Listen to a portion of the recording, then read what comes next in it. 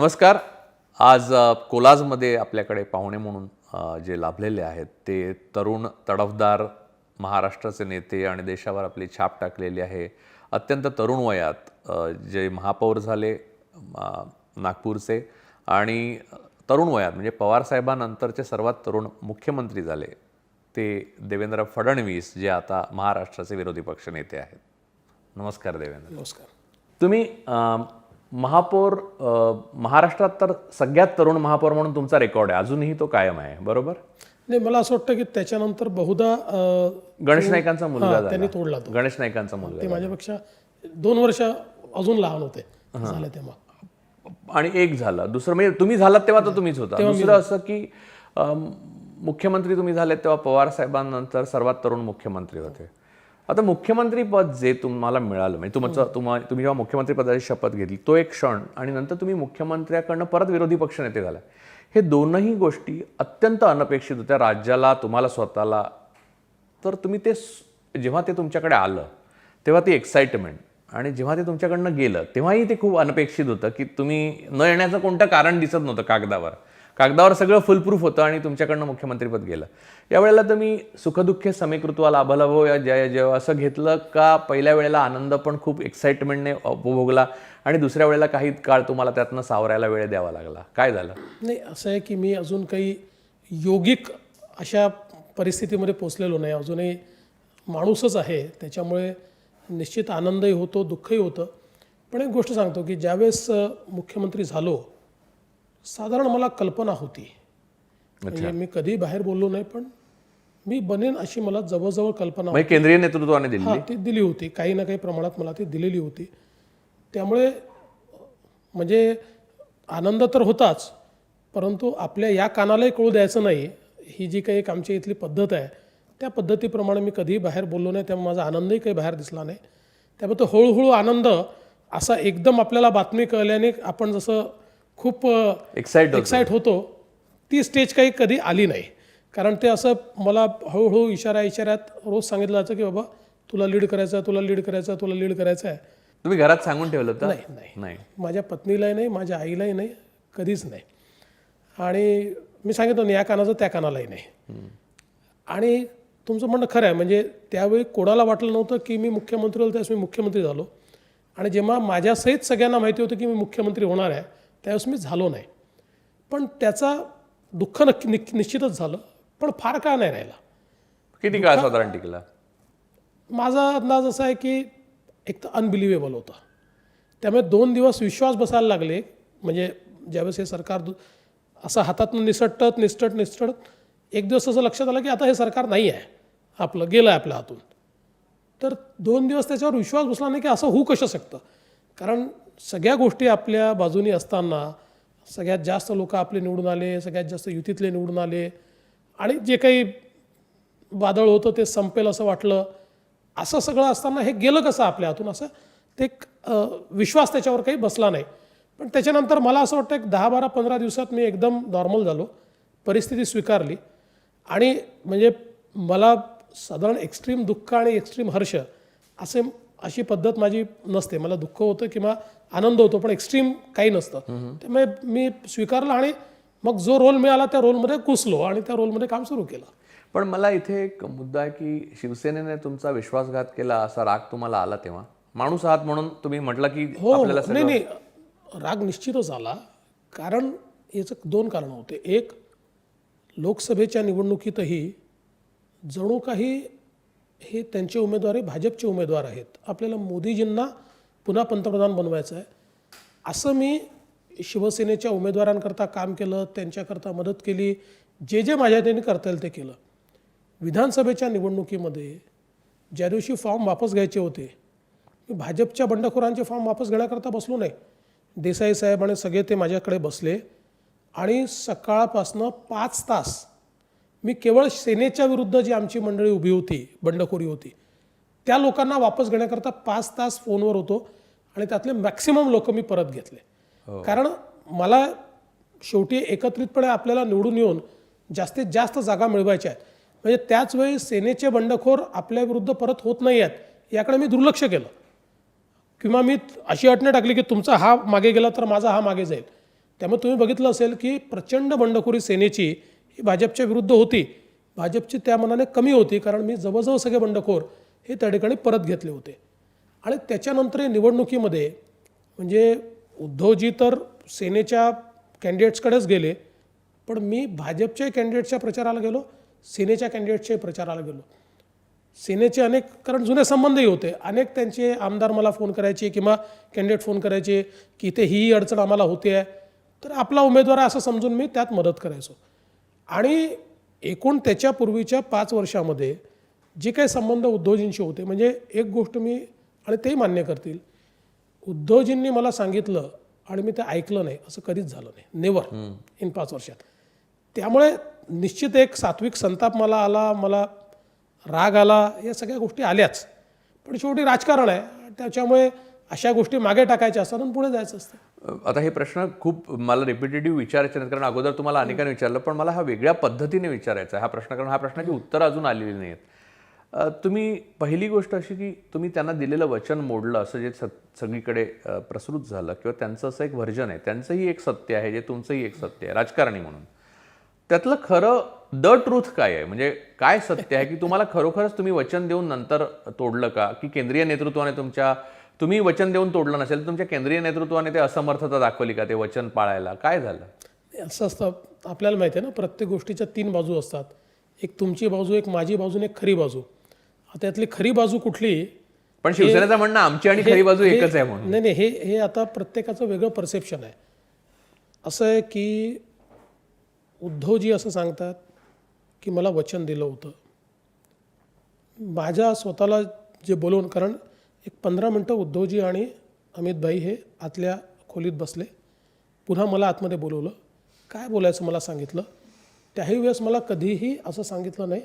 हे सांगण्यात आलं जरूर की 50-50% आपल्याला जागा वाटून घ्याव्या लागतील आणि या संदर्भातली घोषणा करा. आणि काय बोलायचं हे मी तिथे मराठीत आणि हिंदीत बोलून दाखवलं दोघांसमोर. त्या दोघांनी अप्रूव्ह केलं आणि हे ठरलं की मीच बोलायचं. त्यांनी एक शब्द बोलायचा, त्याच्यापेक्षा जास्त काही बोलायचं नाही, आणि प्रेस संपवायची. इतकं सगळं झालं. पण त्याही पलीकडे जाऊन सांगतो की ज्यावेळेस म्हणजे विधानसभेचं सगळं आपलं हे चाललं होतं, ते लोकसभेचं ज्यावेळेस चाललं होतं, सगळ्या म्हणजे वाटाघाट्या चालल्या होत्या. हो, अमितभाई मातोश्रीवर गेले तर होते. ते अमितभाई मातोश्रीवर जे आले ते सबसिक्वेंट आले. त्याच्या आधी आम्ही भरपूर वाटाघाटी केली. आणि या वाटाघाटीमध्ये एक दिवस उद्धवजी होते, आदित्य होतं, मी होतो आणि आमच्याकडनं अजून एक जण होते. आमचं चर्चा सुरू झाली आणि त्या चर्चेमध्ये त्यांनी पालघरचा आग्रह धरला. मग मी म्हटलं आमची सिटिंग सीट आहे, पालघर कशी देता येईल. मग जवळजवळ आम्ही ॲग्री केलं, नंबर्सही ॲग्री केले. आणि मग शेवटी उद्धवजी असं म्हणाले की बघा, ते आम्हाला विधानसभेच्या वेळी 50% हे तर जागा ठीक आहे, पण आम्हाला मुख्यमंत्रीपद लागेल. तर मी म्हटलं मुख्यमंत्रीपदाचं तर मला काही मॅन्डेट नाही आहे. म्हणाले नाही, मी परवा फोनवर अमितभाईंशी बोललो होतो, त्यावेळेस मी त्यांना सांगितलं होतं. तर रात्री 2 वाजले होते. मी म्हटलं मी आत्ता अमितभाईंना उठवतो. मी रात्री 2 वाजता अमितभाईंना उठवलं. म्हटलं त्यांचं म्हणणं असं आहे. ते म्हणाले पण मी त्यांना सांगितलं हे शक्य नाही आहे आणि मी शब्द दिलेला नाही आहे, आणि याच्यावर जर आपली बोलणी तुटत असेल तुम्ही तोडून टाका, कारण हे आपल्याला मान्य नाही आहे. आणि त्याच्यावर आम्ही बोलण्या तोडल्या. रात्री 2 वाजता ते घरी गेले, मी घरी गेलो. त्यानंतर 2 दिवसांनी पुन्हा मध्यस्थी झाली आणि मग पालघरची सीट त्यांना द्यायची आणि क्लोज करायचं असा निर्णय झाला. याचा अर्थ काय होता, तर मुख्यमंत्रीपदावर तुटलं होतं आणि ते आम्ही पालघरवर जोडलं आणि मुख्यमंत्रीपद नाही, हा निर्णय पक्का झाला. आता याच्यानंतर मला हे समजतच नाही की ते कुठे हा विषय धरून बसले की मला हो म्हटलं. आणि मी पुन्हा अमितभाईंनाही विचारलं. ते म्हणाले की मी समोर, म्हणजे ते 15 मिनटं जे आतमध्ये होते त्यावेळेस आमच्या वेगवेगळ्या चर्चा आल्या, पण कधीही, कारण म्हणाले मुख्यमंत्री या विषयावर आम्ही क्लोज केलं होतं ऑलरेडी की ते शक्य नाही आहे, त्यामुळे असा शब्द कधी दिलेलाच नाही. आता मला हे समजत नाही की हा शब्द ते कुठून पकडून बसले. आमच्या नेत्यांचं म्हणणं होतं की आम्ही तो कधी शब्द दिलेला नाही. याच्यामध्ये खरं सांगतो की जी सगळ्यात महत्त्वाची गोष्ट आहे, या सगळ्या गोष्टीतनं मार्ग निघू शकला असता, मात्र उद्धवजींनी माझ्याशी बोलणंच टाळलं. आणि मला राज्य गेल्याचं दुःख नाही किंवा ठीक आहे ते कसे वागल्याचं दुःख नाही, पण याचं मनापासून दुःख आहे की 5 वर्ष ज्या व्यक्तीचा शब्द मी पडू दिला नाही, ज्यांच्या खातर माझा महापौर मुंबईत बनू शकला असता, पण मी सगळं सोडून दिलं मुंबई पूर्ण कंप्लीट आणि सांगितलं तुम्ही घ्या, मला कुठलंही पद नको. अशा परिस्थितीमध्ये माझ्याशी फोनवर देखील बोलायला त्यांनी नकार दिला, याचं दुःख मात्र मला मनात प्रचंड आहे. पण फोनचं कल्चर त्यांचं तसं आहेच ना, म्हणजे नाही, प्रश्न काय आहे की हे म्हणजे ते इनकमिंग फोनचं ते मर्जीवर ठेवतात. हे कल्चर जे काही आहे, मी सिटिंग मुख्यमंत्री होतो, त्यांच्यासोबत आम्ही दोघं एकत्रित निवडून आलेलो होतो, त्याच्यानंतर नवीन सरकार बनवायचं होतं आणि एवढंच नाही तर मला हे माहिती आहे की ते फोन घेतील किंवा घेणार नाही असा प्रश्न असतो. म्हणून त्यांच्याकडनं जे काही मध्यस्थ होते त्यांच्याशी बोलणी करून, मग त्यांच्या इथे जे लोक त्यांचे फोन पाहतात त्यांच्याशी बोलणी करून, त्यांच्याकडनं वेळ कन्फर्म करून 4दा फोन केला मी आणि तो त्यांनी घेतला नाही. म्हणजे मला हे सांगण्यात आलं आदल्या रात्री की उद्या 11:30ला तुम्ही फोन करा, तुमच्याशी बोलतील. मग सांगितलं 11:15ला फोन करा, तुमच्याशी बोलतील. असं 2 वेळा घडलं, माझ्याशी ते बोलले नाहीत. मला याचं मनापासून दुःख आहे. असं आहे की जर तुमचं माझं पटलं नाही ना, तर मग समोरून हे सांगितलं पाहिजे की नाही पटत, मी नाही बोलणार. फोन करून सांगितलं पाहिजे की मला याच्यावर चर्चा करायची. त्यामुळे व्यक्तिगत संबंधांना कायमचा तडा गेला असं वाटतं तुम्हाला? तडा वगैरे काही जात नाही. अशा या गोष्टींनी काही व्यक्तिगत संबंधांना तडा जातो असं मी आत्ताही त्यांना उचलून फोन करतो किंवा तेही मला फोन करतात, तो प्रश्न नाही आहे. पण मनात मात्र दुःख तर राहील. पण ती घडी विस्कटली ना. हां, नाही विस्कटलीच 100%. मी तुम्हाला सांगतो की त्यांची माझी चर्चा जर झाली असती, प्रत्येक गोष्टीतनं मार्ग निघाला असता. आणि असं सरकार हे जे आज ते चालवत आहेत आणि विचारांच्या विरोधात जाऊन चालवत आहेत, म्हणजे ते असं म्हणतात की बाळासाहेबांचं स्वप्न होतं आणि मी त्यांना दिलेलं वचन होतं. पण मी त्याच्यावर उलटा प्रश्न विचारतो की बाळासाहेबांना असं वचन दिलं होतं की काँग्रेस आणि राष्ट्रवादीच्या जीवावर मी मुख्यमंत्री बनवीन, असं नव्हतं. बाळासाहेबांना ते मान्य झालं नसतं, कधीच झालं नसतं. म्हणजे आता तुमच्यासमोर मी गौप्यस्फोट करतो की 2 वर्षापूर्वी एक स्थिती अशी आली होती की राष्ट्रवादी आणि आम्ही सोबत यायचं असा निर्णय झाला आणि त्यावेळेस पंतप्रधानांनी सांगितलं की काँग्रेसला आयसोलेट करा. पंतप्रधानांनी सांगितलं की राष्ट्रवादी आणि भाजप सोबत यायचं असेल तर शिवसेनेला सोबत घ्यावं लागेल, शिवसेनेशिवाय नाही. म्हणजे इतकं क्लिअर कट पंतप्रधानांनी स्पष्टपणे सांगितलं. आणि पंतप्रधानांचा निरोप थेट अमित भाईंनी माननीय पवार साहेबांना सांगितला की एकत्रित यायचं असेल, काँग्रेसला आयसोलेट करायचं असेल तर शिवसेना आम्हाला सोबत लागेल, शिवसेनेशिवाय आम्ही तुम्हाला घेत नाही.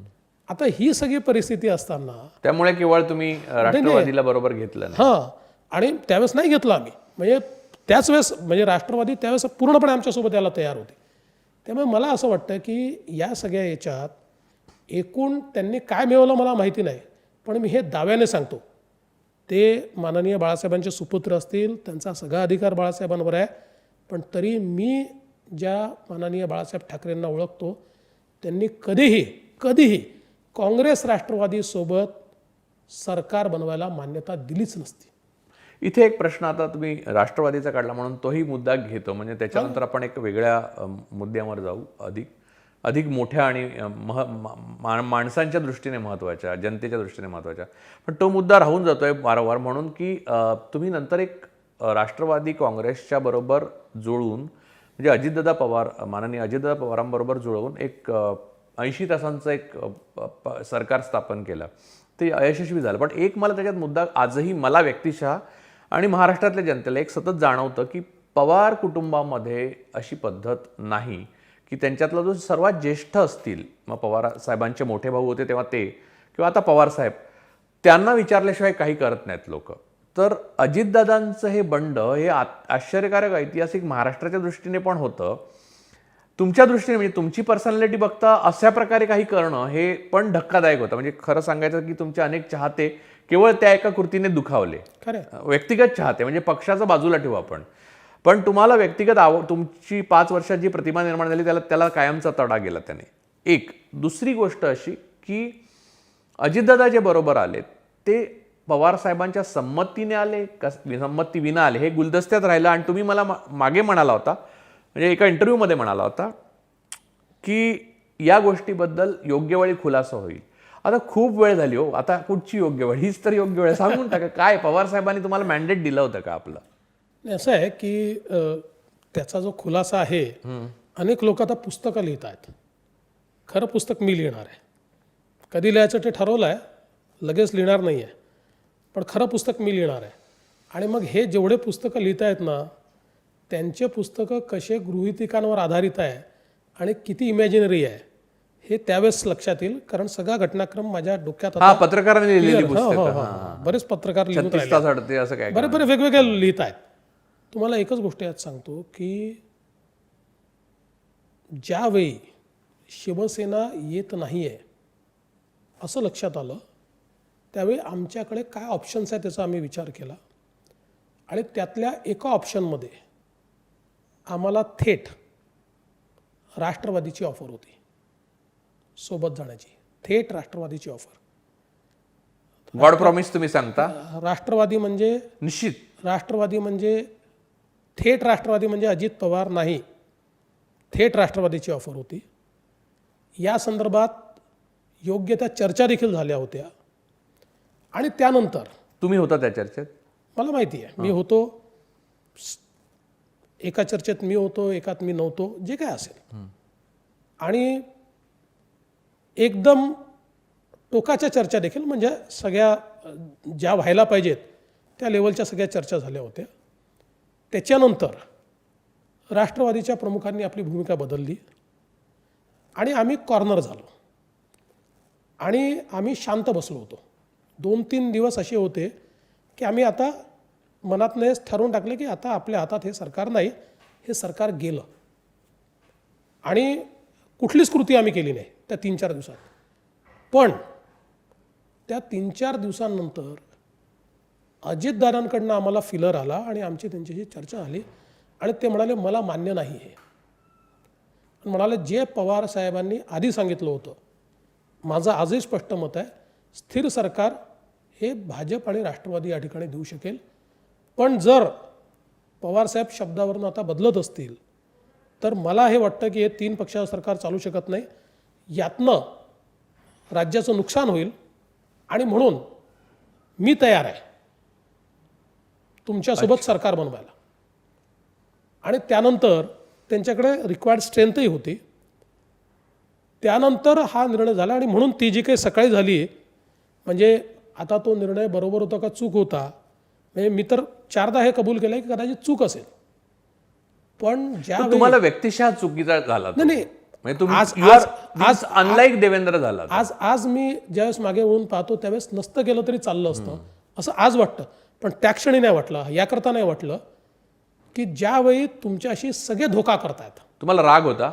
जेव्हा बॅकस्टॅबिंग होत आहे, तुमच्या पाठीत प्रत्येकजण खंजीर खुपसतोय, त्यावेळी जगावं लागतं राजकारणामध्ये. राजकारणात मरून चालत नाही, you have to bounce back.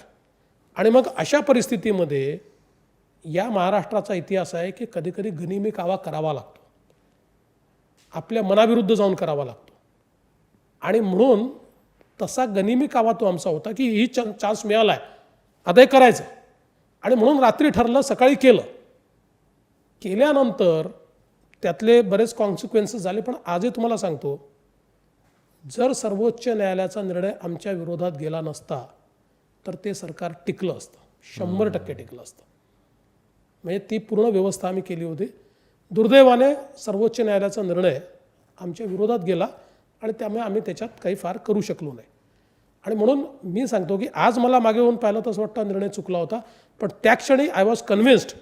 आणि मला असं वाटतं की त्यावेळेस माझं कन्व्हिन्स होणं याकरता बरोबर होतं की सगळे मिळून तुम्हाला ज्यावेळेस बॅकस्टॅप करतात ना, त्यावेळेस आपल्याला ही भूमिका नाही स्वीकारता येत की नाही मी तर तत्वांना अडून राहील, माझ्या पाठीत किती खंजीर खुपसा.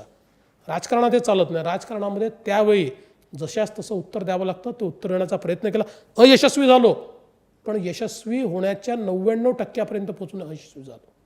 मला एक सांगा की पवार साहेबांनी ऐन वेळेला आपली भूमिका केवळ तुम्ही फडणवीस आहात म्हणून बदलली असं तुम्हाला वाटतं का?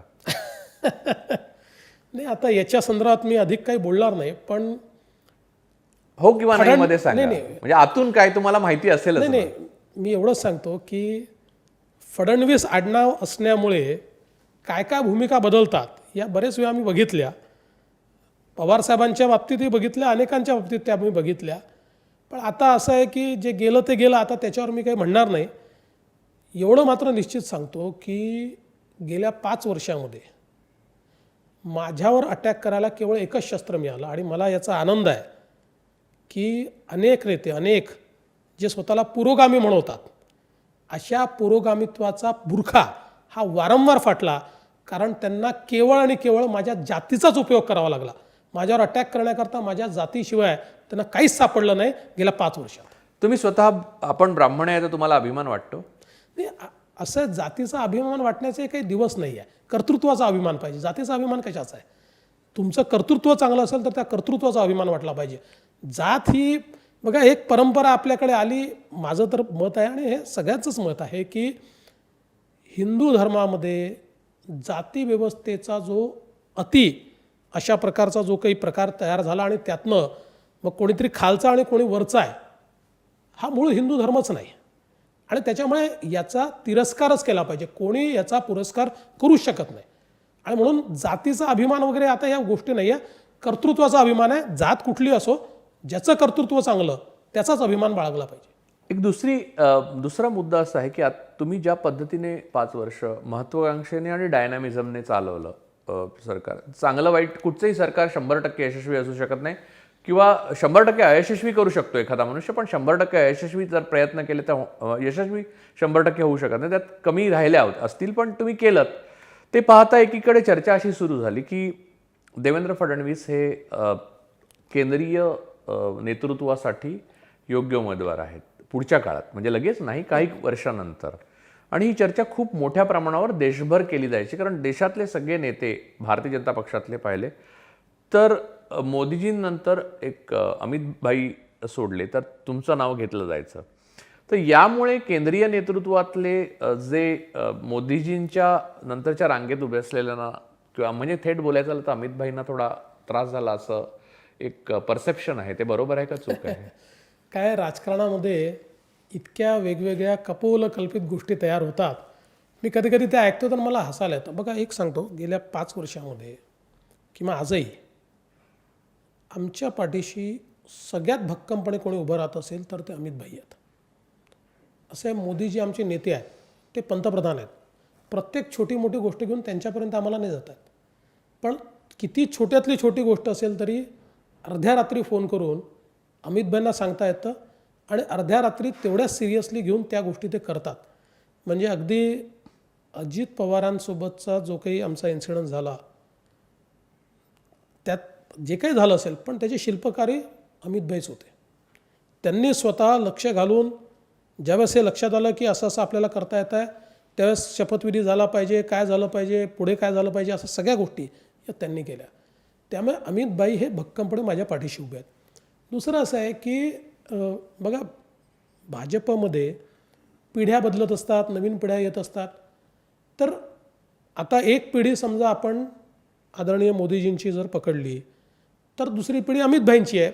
वयाचा जर तुम्ही डिफरन्स बघितला आणि त्या पिढीमधले किंवा त्याच्या सोबतच्या पिढीमधले लोक आम्ही आहोत. त्यामुळे साहजिक देशाच्या संपूर्ण राजकारणामध्ये कधी ना कधी आम्हाला रोल प्ले करावाच लागेल. पण याचा अर्थ सर्वोच्च पदावर जाता येईल किंवा त्याच्या खालच्या पदावर जाता येईल, मला असं वाटतं की ही चर्चा आत्ता करणंही चुकीचं आहे. आणि मला माझ्या क्षमता आणि मर्यादा दोन्ही माहिती आहेत आणि माझ्या क्षमता आणि मर्यादांच्या आधारावर मी कधी ते स्वप्न देखील पाहत नाही. आता काय असतं की ज्यांना राजकारण समजत नाही अशा लोकांना किंवा आपल्या राज्यातले लोक असतात, आपल्या जवळचे लोक असतात, त्यांना आपलाच माणूस खूप मोठा वाटतो. त्यांना वाटतो की जगात आपलाच माणूस मोठा आहे. असं नाही आहे. पण अनेक चांगले लोक आहेत. म्हणजे मी स्वतःच लिहिलेलं आहे त्यामुळे मला माहिती आहे की एक पवार साहेबांनंतर म्हणजे महाराष्ट्राचे नितीन गडकरी सोडले तर देशामध्ये पक्ष आपण बाजूला ठेवू तर देशामध्ये जर कोणी चांगल्या पद्धतीने शिकलेला, सुसंस्कृत, जागतिक राजकारण कळणारा माणूस म्हणजे तुम्हीच होता आणि तुम्ही आहात. म्हणजे तुम्ही देशात जात नाही हा मुद्दा वेगळा, किंवा जात असाल तर आम्हाला म्हणजे आता चीनने परत हल्ला केल्यामुळे असं परिस्थिती की हिमालयाच्या मागे सह्याद्री जातो की काय अशी परिस्थिती आहे. आता हिमालयाबद्दल मला माहित नाही पण सह्याद्री जाऊ शकतो. तर हा मुद्दे जे आहेत ते परत परत येतात. त्याचं कारण असं की तुमचा अनुभव ज्यांनी बघितला म्हणजे घेतला 5 वर्ष मुख्यमंत्री म्हणून त्यानंतर स्वाभाविकपणे वाटतं की महाराष्ट्राचा आपल्याला कधी पंतप्रधान पद महाराष्ट्राला मिळालं नाही, ते मिळावं असं पवार साहेबांच्या बाबतीत सतत वाटलं आणि आजही वाटतं, म्हणजे त्यांचं वय झालं तरी सुद्धा. त्याच्यानंतर तुम्हीच दिसता, तर त्यामुळे ते वाटणं काही चुकीचं नाही आहे आणि तुम्हालाही तर वाटलं तर चुकीचं नाही. आता तुम्ही बोलणार नसाल तर नका बोलू, नाही, कारण पक्षात असं बोलणं असतं चुकीचं आहे. की माणसं आपल्याला अनेक वेळा दिसत नाही. म्हणजे समजा 2012 साली तुम्हाला जर कोणी सांगितलं असतं की देवेंद्र फडणवीस पुढचा मुख्यमंत्री आहे, तर तुम्ही म्हणाला असता की नाही, तो विरोधी पक्षात चांगलं काम करतो, भाजपच्या प्रमुख 5-7 नेत्यांमध्ये आहे, पण मुख्यमंत्री होईल असं मला वाटत नाही. किंवा कोणीही असं म्हटलं असतं, साहजिक असं म्हटलं असतं. राजकारणामध्ये फार डायनामिझम आहे, फार डायनामिक अशा पद्धतीनं राजकारण चालतं. लोक आपल्याला अनेक माहिती नसतात, लोक तयार होतात, लोक पुढे येतात, लोकांना संधी मिळते. त्यामुळे मला असं वाटतं की ठीक आहे, मी एक भाजपचा पुढच्या पिढीतल्या नेत्यांपैकी एक नेता आहे, त्यामुळे कधी ना कधी मी पंतप्रधान बने. नाही केंद्रीय भाजपमध्ये काम करेन, जी काही जबाबदारी ती येईल. पण आजही मी तुम्हाला अगदी स्पष्ट सांगतो, म्हणजे हे काही मॉडेस्टी वगैरे असं नाही, पण मला स्वतःला असं वाटत नाही की आज तरी पंतप्रधान पदाचं स्वप्न पाहावं एवढी माझी क्षमता आहे. केंद्रातला जो म्हणजे पुढे जाण्याचा तुमचा जो भाग आहे, त्याच्या अगोदर तुम्ही असं ठरवलं, एका मुद्द्यावर एका पॉईंटला तुम्ही अगोदर असं पण बोललात की मी राज्यात आधी नीट केल्याशिवाय केंद्रात काही जात नाही. तर महाविकास आघाडीचं सरकार येऊन 6 महिने झाले. उद्धवजी ठाकरे मुख्यमंत्री पदाचं सुरुवातीचा त्यांचा एक हनीमून पिरियड असतो प्रत्येक मुख्यमंत्र्याचा किंवा पंतप्रधानाचा, तो संपला. त्याच्यानंतर वास्तवाला सतत सामोरं जातं. लोकांना पण सरकार आवडतं ना आवडतं याच्याबद्दल वस्तुनिष्ठ विचार करावा लागतो. आणि या काळामध्ये कोरोना जंतुसंसर्गाने होणाऱ्या कोविड-19 सारख्या एका पॅन्डेमिकला, महाभयंकर साथीच्या आजाराला, जे हवेत नव्हतो, त्या जंतुसंसर्गाला जग सामोरं जाते. महाराष्ट्र, मुंबई पण सामोरी जाते. अशा वेळेला तुमचा आवाज हा प्रामुख्याने विरोधाचा राहिलेला आहे की त्याच्या लोकांसाठी जे केलं जातं ते पुरेसं नाही आहे, किंवा संख्या, टेस्ट, लोकांना मिळणारे बेड्स किंवा लोकांना मिळणाऱ्या उपचार पद्धती, व्हेंटिलेटर्स, या सगळ्याची समस्या आहेत असं तुम्ही वारंवार बोललात. आता त्याच्यात एक मुद्दा असा आहे की तुम्ही बोललात की तुमच्या विरोधक आणि तुमचे ट्रोल्स हा मुद्दा मांडतात, तो आधीच मी मांडून घेतो, म्हणजे काय होतं, तुम्हाला उत्तर द्यायला सोयीचं होईल की तुम्ही केंद्रातनं किती पैसे आणले हो, किंवा जीएसटीचा परतावा अजून आलेला नाही आहे, हा दुसरा मुद्दा. तिसरा मुद्दा, केंद्राने केलंय काय इथे सगळं. तुम्ही सीएम केअरला पैसेच नाही दिले, म्हणजे सीएम फंडला पैसे नाही दिले, पीएम केअरला सगळे पैसे बीजेपीच्या लोकांनी दिले, आणि मग तुम्ही मागण्या कसल्या करता. सार्वजनिक जीवनामध्ये सार्वजनिक आरोग्याच्या संदर्भातले प्रश्न उपस्थित करायला सामान्य माणसाने पण उपस्थित केले पाहिजे.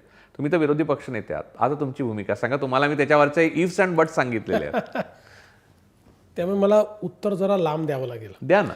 त्यामुळे पहिलं गोष्ट अशी आहे की केंद्र सरकारने किती पैसे दिले हे विचारणाऱ्यांच्या तोंडावर सगळी आकडेवारी मी फेकली, त्याचं उत्तर ते देऊ शकले नाहीत.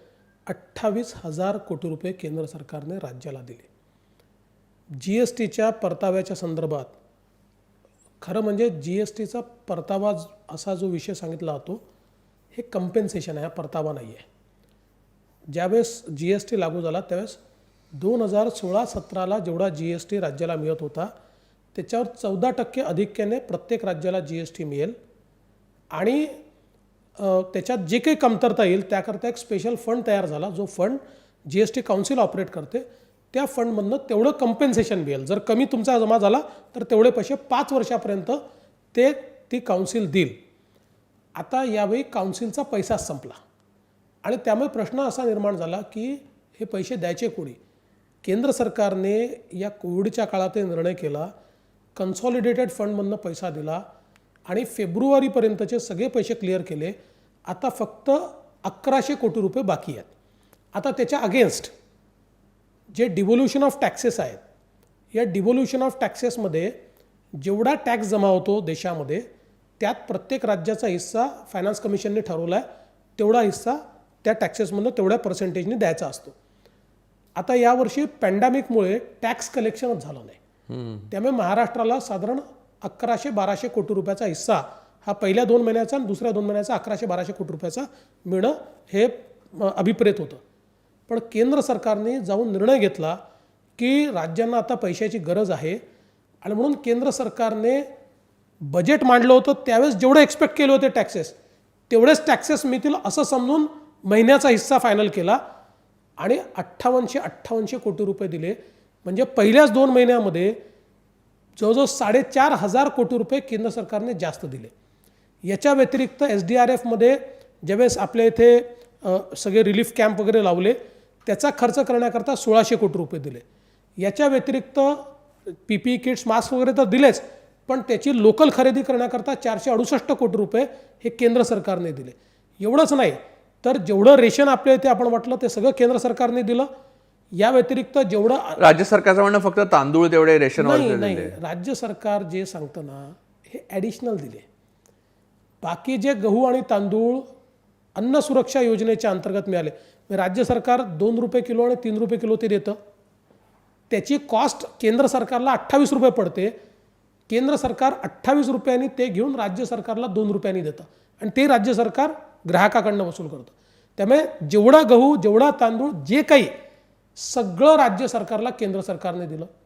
त्यानंतर सर्व शेतमाल खरेदी करण्याकरता पैसा हा केंद्र सरकारने दिला.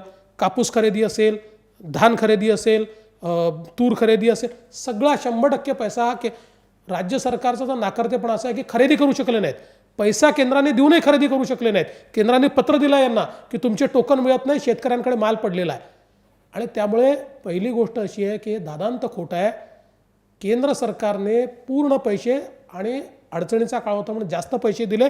आणि एवढंच नाही तर राज्य सरकारला कर्ज काढायची जी 3% मुदत असते ती 5% केली आणि 3.5% कुठली अट टाकली नाही. आणि त्याच्या पलीकडे जाऊन केंद्र सरकारने सांगितलं की यातले 75% पैसे एका दिवशी आपण काढू शकता, नाही तर ते दरवर्षी दर महिन्याला स्प्रेड असतात. या महिन्यात 9,000, या महिन्यात 10,000 असं नाही. म्हणजे आज 72,000 कोटी रुपयाचं कर्ज आपण घेऊ शकतो आणि मग जवळजवळ 50,000 कोटीचं अजून घेऊ शकतो आणि 25,000 कोटीचं घेऊ शकतो. पण या सगळ्या एक मिनिट मी संपवतो म्हणजे मग तुम्ही त्याच्यावर आलात तर अधिक चांगलं. त्यानंतर आता हे कर्ज परत कसं होईल याची व्यवस्था केंद्र सरकारने केली. एक तर फायनान्स कमिशन त्याचं स्वॅपिंग करतं ते वेगळंच आहे, पण 5 वर्षाचं जे GSTचं कम्पेन्सेशन आहे ते 7 वर्ष करण्याचा निर्णय आता ते काउन्सिल घेईल, पण तो जाहीर केला. त्यामुळे पैसे देखील जे कर्जाचे आहेत ते केंद्राच्या माध्यमातूनच त्या ठिकाणी परत होणार आहे. एवढी सगळी मदत केंद्राने केली. मी आज दाव्यानं सांगतो 468 कोटी रुपये किती खर्च केले? काही खर्च केलेले नाही. जे 1,600 कोटी दिले त्यातले किती खर्च केले? काही खर्च केलेले नाही. माहितीच्या अधिकारात माहिती मागितली तर माहिती मिळत नाही. आणि दुसरं, हो आम्ही PM केअरला पैसा दिला, पण त्याचवेळी आमचा जो पगार होता हा आम्ही महाराष्ट्र आपदा निधीला दिला आणि त्यातनं महाराष्ट्रामध्ये काम केलं. आणि आम्हाला का विचारतात?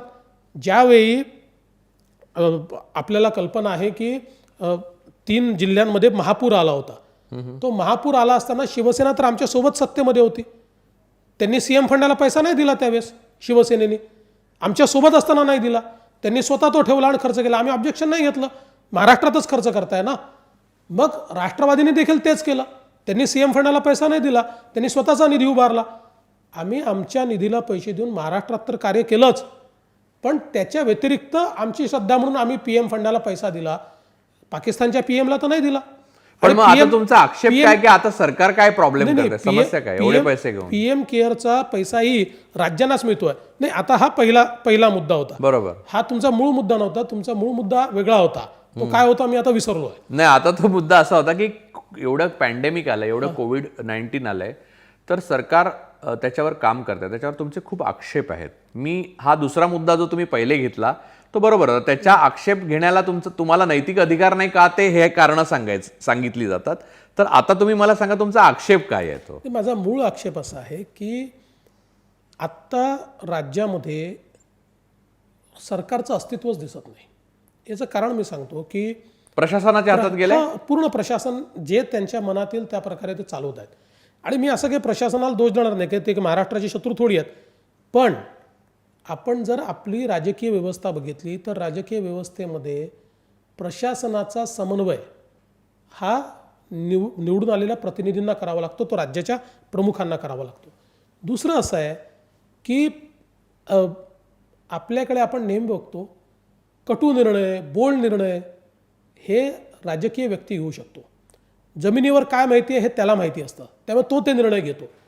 आजची परिस्थिती अशी आहे पक्षांमध्ये समन्वय नाही, मंत्र्यांमध्ये समन्वय नाही, मंत्री आणि मुख्यमंत्र्यांमध्ये समन्वय नाही, मंत्र्यांमध्ये आणि प्रशासनामध्ये समन्वय नाही, आणि प्रशासनात हे दोन वॉरिंग फॅक्टर आहेत त्यांच्यातही समन्वय नाही. अशी ज्यावेळेस पॅन्डेमिकमध्ये सगळं राज्य अशा वेळेला मुख्यमंत्र्यांनी ताब्यात घ्यायला पाहिजे. 100%. कारण जी पॉलिटिकल लिडरशिप असते त्यांनी अशा वेळी लिडरशिप द्यायची असते, निर्णय घ्यायचे असतात. एखादा निर्णय चुकू शकतो आणि एखाद्या निर्णयावर टीकाही होऊ शकते, पण ती टीकाही सहन करावी लागते आणि ते निर्णय घ्यावे लागतात. अन्यथा सगळे जर अंग चोरून बसले, असं आहे. आता मुख्यमंत्र्यांच्याच भाषेत सांगायचं तर ही लढाई आहे. मग लढाईमध्ये सगळे जर अंग चोरून बसले तर लढाई जिंकता कशी येईल? लढाईमध्ये फ्रंटला जाऊन लढावं लागतं, लढाईमध्ये निर्णय करावे लागतात, लढाईमध्ये त्या क्षणी लिडरशिप द्यावी लागते. ती आज कुठेतरी कमी पडते आहे असं माझं स्पष्ट मत आहे. आता लिडरशिपचा विषय झाला. एक साधं आपण उदाहरण मुंबईचं घेऊ. आज मुंबईचे जर मृत्यूचं प्रमाण आपण बघितलं तर किती प्रचंड आहे. आता आपल्याला माहिती आहे, मी तो मुद्दा मांडला आणि ते 850, ते 850 नाही आहे, मी तुम्हाला आज लिहून देतो, अजून 1000 मृत्यू निघतील. तुम्ही मालेगावचं पण मध्ये काढलेलं. आणि मुंबईत अजून 1000 मृत्यू असे आहेत की जे अजून घोषित केलेले नाहीत. हे का होत आहे मुंबईमध्ये? आता टेस्टवरच्या स्वतःच्या बॉडीच्या टेस्टवरचा पण अधिकार मुंबई म्युन्सिपालिटीने काढून तोही घेतला. महत्वाचा विषय आहे, मी त्या विषयावर येतो. पण तुम्ही एक लक्षात घ्या की मुंबईतले मृत्यू अधिक का? याचं कारण असं आहे की मुंबईमध्ये आपण टेस्टिंग हे लिमिटेड करून टाकलं आहे. महाराष्ट्राची टेस्टिंग कॅपॅसिटी 38,000 पर डेची आहे, 14,000 आपण करतो. मुंबईची 12,000 पर डेची आहे, 4,000 पर डे आपण करतो. म्हणजे नंबर खाली दाखवण्याच्या नादामध्ये आपण टेस्टिंग जवळजवळ मॉडरेट करून टाकलं. म्हणजे आपण बघितलं तर 1 मेला राज्यातल्या एकूण टेस्टिंगमध्ये मुंबईचा हिस्सा 50% होता, 1 जूनला तो 25% होता आणि आता त्याहीपेक्षा कमी व्हायला लागला आहे तो. आणि त्याचवेळी मुंबईमध्ये इन्फेक्शन किती आहे? तर मुंबईमध्ये आज जेवढ्या टेस्ट होतात, तुम्ही बघा 4000 टेस्ट होतात, त्यातल्या रोज 1300-1400 लोक इन्फेक्टेड आहेत. म्हणजे 32%पासून 42% इन्फेक्शन. देशामध्ये एकूण होणाऱ्या टेस्टमध्ये 60% इन्फेक्शन आहे आणि मुंबईत 32 ते 42% आहे. अशा परिस्थितीत काय झालं पाहिजे? जे दिल्लीला आता निर्णय केला, अँटीजन टेस्ट, रोज 18,000 टेस्ट दिल्ली करते आता, नवीन स्ट्रॅटेजी ॲग्रेसिव्ह. त्याशिवाय तुम्हाला हे कंट्रोलमध्ये आणता. आम्ही काय करतोय? आम्ही टेस्ट कमी करतोय. टेस्ट कमी केल्यामुळे आमचं मृत्यूचं प्रमाण मोठ्या प्रमाणात वाढलं आहे. आणि त्याही पलीकडे जाऊन पहिले तर लोकांनी टेस्ट करू नये असं सांगितलं, प्रायव्हेट लॅबला सांगितलं तुम्ही टेस्ट केला तर तुमचा लायसन्स आम्ही काढून टाकू. आता त्याहीपेक्षा वेगळा फतवा काढला. आता सांगितलं की टेस्ट जर केली तर त्याचा रिपोर्ट पॉझिटिव्ह असेल तर पहिले BMCला द्यायचा, मग त्या व्यक्तीला द्यायचा. ती BMC देणार. हा, BMC देणार. आणि त्यात आता महत्त्वाचं असं आहे, BMCने सांगितलं आहे की दुसऱ्या दिवशी सकाळी 8 वाजतापर्यंत आम्हाला रिपोर्ट द्या. आता या व्यक्तीने आज 4 वाजता, आज 3 वाजता, आज 12 वाजता टेस्ट केली आहे, तो सिरियस आहे, त्याला त्रास होतो आहे. कारण तुम्ही तर एसिम्प्टोमॅटिकची टेस्टच करत नाही आहे, सिम्प्टोमॅटिकची करताय. ते सुद्धा ताप आल्यावर. ताप आला, मग ते सिम्प्टोमॅटिक. मग सिम्प्टोमॅटिक म्हणजे त्याला काहीतरी त्रास होतो आहे. आता त्याला साधा उपचार जर घ्यायचा असेल, तो तडफडतोय आणि उपचार घ्यायचा असेल, उद्या सकाळी 8 वाजेच्या आधी तो उपचार घेऊ शकत नाही. कारण त्याला BMC 8 वाजता BMCकडे येईल, मग 12 वाजता BMC कळवेल की हो पॉझिटिव्ह आहे, आणि त्यानंतर त्याला जर उपचार मिळाला तर त्याला उपचार मिळेल. बेड्स मिळतच नाही आहेत, बेड्स नाहीच आहेत. त्याच्यामुळे एकूणच हे जे हँडलिंग आहे, नंबर सपरेशन, हा सगळ्यात म्हणजे या सगळ्या हँडलिंगमधला सगळ्यात मोठा स्ट्रॅटेजी काय आहे? कोविडचा मुकाबला ही स्ट्रॅटेजी नाही आहे. आमची स्ट्रॅटेजी नंबर सपरेशन आहे. आणि नंबर सपरेशन जेवढं कराल तेवढ्या मृत्यू वाढतील. आत्ता अनेक लोकांना आम्ही भगवान भरोसे सोडलेलं आहे. त्यातले काही लोक हे त्रास सहन करून वाचतायत, पण भगवान भरोसे वाचतायत, आपल्या एफर्ट्सनी वाचत नाही आहे. आज हे एवढे जे 5-6 हजार मृत्यू आपल्याकडे झाले आहेत, हे मृत्यू यातले अर्धे तरी टाळता आले असते. पण अशा प्रकारची ही जी काही स्ट्रॅटेजी आहे, या स्ट्रॅटेजीमुळे ते टाळता येत नाही. पण मला सांगा की टेस्ट करायला पण खूप त्रास आहेत, म्हणजे टेस्ट सहजपणे शक्य होत नाही. तुम्हाला मुळामध्ये ताप येतो, म्हणजे ह्या कोविडचा एक वैशिष्ट्य असं आहे की ताप येणं आणि खोकला येणं, ही स्टेज सुरू झाली की तोपर्यंत तुमच्या छातीमध्ये पॅच सुरू झालेले असतात. खरं त्याच्या खूप अगोदर जर टेस्ट होऊ शकली तर त्या पुढच्या छातीमध्ये पॅच येण्याची शक्यता कमी करता येते आणि माणूस वाचू शकतो आणि खूप मोठ्या प्रमाणावर मॉर्टॅलिटी रेट कमी करता येतो. पण हा नियम एक घातक आहे. तो पहिला संपला. दुसरा, त्याला एकदा पॅच झाल्यावर आता BMCने जो फतवा काढला कमिशनरनी, चहल साहेबांनी, की डायरेक्ट BMCकडे रिपोर्ट येईल. एक रिपोर्टची कॉपी पेशंटला द्यायला काय हरकत नाही, कारण ते ह्युमन राईट्स व्हायोलेशन आहे, कारण तुमच्या बॉडीवर पहिला हक्क तुमचा आहे, तुम्हाला मिळायला पाहिजे, हेही चुकीचं आहे, म्हणजे जागतिक परिमाणामध्ये चुकीचं आहे. तिसरी गोष्ट अशी की त्याला जर कळलं तो पॉझिटिव्ह आहे तर त्याला बेड मिळाल्याची शाश्वती नाही, बेड मिळाला तर व्हेंटिलेटर मिळाल्याची शाश्वती नाही, आणि यातून वाचणं न वाचणं हे तुम्ही म्हणाल तसं भगवान भरोसे. पण विरोधी पक्ष म्हणून किंवा तुम्ही एक मोठी शक्ती आहात, केंद्रात तुमची सत्ता आहे भारतीय जनता पक्ष, विरोधी पक्ष म्हणून मुंबई आणि महाराष्ट्रासाठी तुमच्या काय योजना आहेत की तुम्ही काय करता आहात? नाही, असं आहे की आता केवळ आवाज उठवणं हा उपाय नाही, लोकांना वाचवणं हा पण काम आहे. आता याच्यामध्ये म्हणजे आम्ही जेवढं आमच्याच्याने शक्य आहे तेवढं करतोय. म्हणजे आपल्याला मी सांगतो की आम्ही डॉक्टरांच्या टीम्स तयार केल्या आहेत. धारावी असेल किंवा मुंब्रा असेल, अशा अनेक ठिकाणी आमच्या टीम्स जाऊन तिथे फिवर क्लिनिक घेत आहेत. आम्ही त्या ठिकाणी मोठ्या प्रमाणात लोकांना 12-12 हजार लोकांची तपासणी करतो, त्यातले सिम्प्टोमॅटिक शोधून काढतो, मग त्यांना कसं ॲडमिट करता येईल हा प्रयत्न करतो. काही ठिकाणी आम्ही क्वारंटीन सेंटर्स तयार केलेले आहेत. पण शेवटी सरकारच्या बाहेर जे लोक असतात त्यांची एक शक्ती लिमिटेड असते, शक्ती सरकारची असते, व्यवस्थांची शक्ती असते. आणि आत्ता ती सरकारची आणि व्यवस्थांची जी शक्ती आहे ती योग्य प्रकारे लिव्हरेज केली जात नाही आहे. आज आपण बघा की 80% प्रायव्हेट हॉस्पिटलमधले बेड्स आमचे, सांगितलं किती बेड्स मिळाले, काय अवस्था आहे. प्रायव्हेट हॉस्पिटलमध्ये माणूस गेल्यानंतर आज कोणाचं तरी बिल यांनी सांगितल्याप्रमाणे येत आहे का? आता हे करायला तर काही विरोधी पक्षाची आवश्यकता नाही आहे, हे करायची तर यांची जबाबदारी आहे. आज आपण कुठल्याही प्रायव्हेट हॉस्पिटलमध्ये बघा, PPE किट्सचे पाहिजे तेवढे पैसे लावून टाकतात, कन्सल्टन्सी चार्जेस लावतात आणि 5-5, 7-7 लाखाचं बिल देतात. म्हणजे सामान्य माणसाला सरकारी हॉस्पिटलला बेड नाही आणि प्रायव्हेट हॉस्पिटलमध्ये तो जाऊ शकत नाही, कारण त्याला इतका प्रचंड पैसा त्याच्याकडनं घेतला जातो. सामान्य माणसाला आज कोविड झाला तर मरण्याशिवाय गत्यंतर नाही आहे आणि कित्येक लोक अशा प्रकारे मरून राहिलेले आहेत. आता या सगळ्या गोष्टी करण्यासारख्या आहेत. या सरकारने लक्ष दिलं तर या सारख्या गोष्टी होऊ शकतात. आपण बघा, आता यांनी तो एक जो प्लॅटफॉर्म तयार केला, मी सातत्याने मागणी करत होतो, मी शेवटी आंदोलन केलं, त्या आंदोलनानंतर त्यांनी आता तो प्लॅटफॉर्म, तरी त्या प्लॅटफॉर्मवरनं आपल्याला अजूनही पूर्णपणे माहिती मिळतच नाही आहे. म्हणजे ज्यावेळेस मी मुख्यमंत्री होतो आणि आम्ही एक मुख्यमंत्री सहायता कक्ष चालवायचो, आजारी लोकांना 40 लाख लोकांना आम्ही मदत केली. आमच्याकडे त्यावेळी आमच्या डॅशबोर्डवर महाराष्ट्रातल्या सगळ्या हॉस्पिटलची माहिती असायची, कोणाकडे बेड्स अवेलेबल आहे माहिती असायचे, या सगळ्या गोष्टी त्यावेळेस आमच्याकडे होत्या. आणि आता एकट्या BMCमध्ये ही अवेलेबिलिटी करायला यांना इतका वेळ लागतो. आणि पण इथे एक देवेंद्रजी असा एक मुद्दा आहे की जगभर व्यवस्था कोलमडल्या, एवढा मोठा हा आजार आहे की असं नाही की केवळ इथेच झालं. त्याच्यात एक मुद्दा असो, अजून एक महत्त्वाचा आहे की आता तर उद्धवजी तुमचा फोन घेतात, असं तुम्ही मगाशी एक सांगितलं, तेव्हा घेत नव्हते पण आता घेतात. आणि तुम्ही त्या दिवशी भेटला पण कोकणात दौरा करून आल्यावर, म्हणजे कोकणाचा एक वेगळा मुद्दा आहे, पण आता तो आपण घेत नाही, पण आल्यावर तुम्ही भेटता किंवा तुम्ही भेटून बोलू शकता. तुम्ही प्रत्यक्षात मुख्यमंत्र्यांशी बोलता तेव्हा ते काय सांगतात? नाही, कारण आता ते आम्हाला काहीच सांगत नाही, त्यांची एक भाषणं म्हणजे त्यांची एक लोकल मन की बात असते, ती सोडली तर जनतेला काय माहीत नाही. म्हणजे माझं व्यक्तिगत नाही म्हणत आहे मी, जनतेला काय जे कळतं ते बोलतात ते. तर नाही, असं आहे की मी काही रोज उठून त्यांना फोन लावत नाही, पण कधीतरी लावतो किंवा कधीतरी आमचं बोलणं होतं, त्यावेळेस जे मला योग्य वाटतं ते सजेशन मी देतो, ते ॲक्नॉलेज करतात. पण त्याच्यावर प्रत्येक वेळी कारवाई होतेच असं नाही आहे. पण मी आपलं रेग्युलरली त्यांना पत्र पाठवत असतो, जे मला वाटलं ते सजेशन त्यांच्यापर्यंत पोचवायचा प्रयत्न करतो आणि त्यातनं जे काही लोकांना फायदा होऊ शकेल असा प्रयत्न माझा सातत्याने असतो.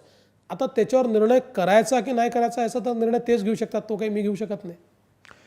दुसरा एक मुद्दा असा आहे की तुम्ही मध्ये एकदा तुम्हाला म्हटलं होतं की तुम्ही असं म्हणाला होता की ह्या सरकारचं आमच्यातले लोक फोडू शकत नाहीत, हे त्यांचे हवे तेव्हा आम्ही फोडू शकतो किंवा ह्यांच्यातले हवे तेव्हा आमच्याबरोबर सामील होतील आणि आमचं सरकार येऊ शकेल. तर आजही तुम्हाला असं वाटतं की तुमचं सरकार तुमच्या मनात आलं की येऊ शकेल? नाही, पहिली गोष्ट, आम्ही आत्ता सरकार आणायचा विचारच करत नाही आहे. आम्हाला सरकार आणायची कुठली घाई नाही आहे आणि आत्ता कुठली तोडफोड करून सरकार आणायचं ही मानसिकता देखील आमची नाही आहे. पण जो काही देशाचा राजकीय इतिहास सांगतो, महाराष्ट्राचा राजकीय इतिहास सांगतो, म्हणजे इथे महाराष्ट्रात ऑपरेशन लोटस चालू नाही, आणि अशा सरकारचा जो काही राजकीय इतिहास आहे, अशा प्रकारच्या कुठल्याही राज्यातल्या सरकारचा, अशी सरकारं ही चालत नाहीत, ती स्वतः त्या ठिकाणी पडतात. आणि त्यामुळे आम्हाला घाई नाही आहे. यांना जेवढे दिवस चालवायचं चालवू द्या, हे फार काळ चालवू शकणार नाहीत. ज्या दिवशी हे चालवणार नाहीत त्या दिवशीच्या राजकीय परिस्थितीप्रमाणे आम्ही निर्णय करू. पण ते जे आम्हाला सांगतात ना रोज तुमचे आमदार फोडू वगैरे, म्हणून मी त्यांना सांगितलं की आमचे आमदार तर काही फुटणार नाही, पण आम्ही ठरवलं तर तुमच्या फोडायला आम्हाला वेळ लागणार नाही, आम्ही ठरवत नाही, महत्त्वाचं आहे. दुसरा एक मुद्दा असा आहे की मी राजकीय विश्लेषक असण्याच्या अगोदरपासून म्हणजे मी कॉलेज डेजपासून लिहायला लागलो तेव्हापासून मी मुख्यमंत्री बघतो तर सगळे मुख्यमंत्री खूप ॲक्सेसिबल असायचे. मुख्यमंत्रीच काय, अधिकारी पण. मला परवा एक मुद्दा असा आला की वॉर्डनिहाय मुंबईमध्ये IAS अधिकाऱ्यांची 5 नावं जाहीर झाली आहेत, त्यांचे ईमेल ID दिलेत. तेव्हा मला राहावलं गेलं नाही आणि मी लिहिलं की यांचे फोन काय सोन्याचे आहेत का, की विलासराव स्वतः फोन घ्यायचे. तुमच्या बाबतीत मी स्वतः बघितलेलं आहे की मेसेज पाठवल्यावर रात्री का होईना उत्तर यायचं, त्याच्या बदल्यात काय केलं हे मला कळायचं किंवा कोणालाही, म्हणजे मी अनेक माणसं, मी माझं म्हणतोय कारण मला माहिती आहे डायरेक्ट, मी फर्स्ट पर्सन आहे. तर विलासराव असो, अशोक चव्हाण होते मुख्यमंत्री, म्हणजे एक पृथ्वीराज चव्हाणांचा माझा काही अनुभव नाही, पण बाकी सगळ्या मुख्यमंत्र्यांच्या बाबतीत जेवढे मी पाहिले त्यांनी कम्युनिकेशन बायलॅटरल असायचं, युनिलॅटरल नाही, एक बाजूने एकतर्फा प्रेम नव्हतं. तर इथे तर IAS अधिकाऱ्यांचे पण ईमेल ID दिले जातात. महाराष्ट्रातल्या किती जनता ईमेल ID वरनं आपल्याला आता ताप येतो आणि छातीत हे झालंय म्हणजे पॅच झालाय तयार, हे लिहून पाठवणार, मग त्यांचं उत्तर येणार. ही एक अशक्यप्राय अशी व्यवस्था आहे. तर मला तुम्हाला असं विचारायचं, तुम्ही एक सजेशन का नाही, कारण मुख्यमंत्र्यांपर्यंत पोहोचण्याचं सामर्थ्य फक्त विरोधी पक्ष नेते आणि त्यात ते तुमचे मोठे भाऊ आहेत, त्यामुळे तुम्ही हे का नाही सांगत, कारण त्यांच्या छोट्या भावाशी तुम्ही बोललेला आहात, त्याच्याबद्दल मी येतोच त्याच्या प्रश्नात, पण मोठ्या भावाला का नाही सांगत की तुम्ही एक ॲक्सेसिबिलिटी असली पाहिजे, तुमच्याकडे एक दुसरा फोन ठेवा जो लोकांसाठी ठेवा, त्याच्यावर मेसेजला उत्तर द्या, मी असं करायचो, असं कधी का नाही सांगत आता तुम्ही? म्हणजे आता ते सगळा एक पर्व संपलेला आहे की तुमच्या सत्ता संघर्षाचा, आता तुम्ही हे का नाही सल्ला देत त्यांना? रामायण महाभारत घडत असताना माझेच फोन उचलले गेले नाहीत तर मी काय सल्ला देऊ त्यांना? असं आहे की अनेक वर्षांची त्यांची एक पद्धत आहे, पण ती पक्ष म्हणून आहे ना, ही सरकार म्हणून नाही. आणि त्या पद्धतीने ते चालतात. पण हे खरंच आहे की आज सरकारमध्ये असताना ती पद्धत चालणार नाही. पक्षप्रमुख म्हणून तुम्ही भेटलात किंवा नाही भेटलात हा चॉईस तुमचा आहे, पण मुख्यमंत्री म्हणून हा चॉईस तुम्हाला नाही, तुम्हाला ॲक्सेसेबल व्हावंच लागेल. आता ती ॲक्सेसिबिलिटी कशी वाढवायची याचा विचार त्यांनी केला पाहिजे. मला सल्ला मागितला तर मी जरूर देईल, पण उगाच सल्ला त्यांना देण्याचा, जनतेसाठी द्या म्हणजे नाही उगाच सल्ला त्यांना देणार. पण आपण जे म्हणताय मलाही वाटतं की त्यांनी ॲक्सेसिबिलिटी वाढवली पाहिजे आणि दुसरं अधिकाऱ्यांनी वाढवली पाहिजे. हे तर ईमेल कशा करता, तुमच्याकडे मोबाईल आहे, आज लोक व्हॉट्सॲप आणि टेक्स्ट मी मेसेज. 2 उदाहरणं सांगतो, एक विलासरावांचं सांगतो, एक तुमचं सांगतो. म्हणजे इथे सांगतो म्हणजे कारण ते लोकांपर्यंत पोहोचणार आहे म्हणून सांगतो की विलास एकदा रात्री रिक्षा जळताना मी पाहिली आणि त्यांची संगमाश कंटकांनी दंगा, काहीतरी छोटा दंगा चालला आणि एक उत्तर भारतीय माणूस होता, रडत होता तो. मी मालाडमध्ये पाहिलं, रात्रीचे 1 वाजले होते. मी विलासरावांना फोन लावला, सुदैवाने विलासरावांनी फोन उचलला आणि मी असं सांगितलं. ते म्हणले तो रिक्षावाला जिवंत आहे ना? म्हटलं हो. त्याला सांग घरी जा, मी उद्या सकाळी माझ्याकडे पाठवून दे. मी त्याला रिक्षा मिळाली परत. हे एक तुमच्या बाबतीत एक उदाहरण आहे. एक मी नाव नाही घेत, एका माणसाच्या जीव धोक्यात होता, त्याला संरक्षणाची गरज होती आणि मी तुम्हाला मेसेज केला तेव्हा DG दीक्षित होते. त्या दीक्षितांचा फोन आला लगेच आणि नंतर देवेंद्र भारती आणि जावेद अहमद यांनी ते कोऑर्डिनेट करून व्यवस्था केली. या गोष्टी काय व्यक्तिगत फायद्यासाठी किंवा माझं काय घरचं काम होतं अशातला भाग नाही, किंवा मी हाही महत्त्वाचा भाग नाही, अशा अनेक लोकांनी त्यांना केला असणार, कारण मी केला याचा अर्थ इतर लोकांनी केला आणि त्यांची कामं झाली असणार. या ज्या सामाजिक महत्त्वाच्या गोष्टी आहेत त्या डायरेक्ट कळणं, याने जी समाजाची नस हातात असते ती राहिली पाहिजे आणि ते वेलफेअर स्टेटचं महत्त्वाचं अंग आहे, लोकशाहीचं अंग आहे, म्हणून तुम्ही सांगावं अशी नाही. हे खरं म्हणजे मी तुम्हाला एक सांगतो की मला तर इतके अनुभव आहेत, मी माझ्याकडे रेग्युलर मेसेज यायचे कोणाचा, माझं असं असं झालं नाही मी आत्महत्या करतो, मला प्रॉब्लेम आला मी आत्महत्या करतो, माझ्याकडे खायला नाही मी असं इतके वेगवेगळे मेसेज यायचे. मी कधी इग्नोर नाही केले. हा खोटा आहे खरा आहे नावही लिहिलेलं नसायचं. आपल्याला त्यावेळेस मुख्यमंत्री आणि गृहमंत्री असल्यामुळे व्यवस्था होती. मी तात्काळ कमिशनर इंटेलिजन्सला पाठवायचो, त्यांना सांगायचो की हे कुठे आहे शोधून काढा, त्या पोलीस स्टेशनला कळवा, त्या पोलीस स्टेशनच्या माणसाला त्यांच्याकडे पाठवा, त्यांचा काय प्रॉब्लेम आहे तो सॉल्व्ह करा. 100 तरी प्रॉब्लेम असे सॉल्व्ह केले आहेत.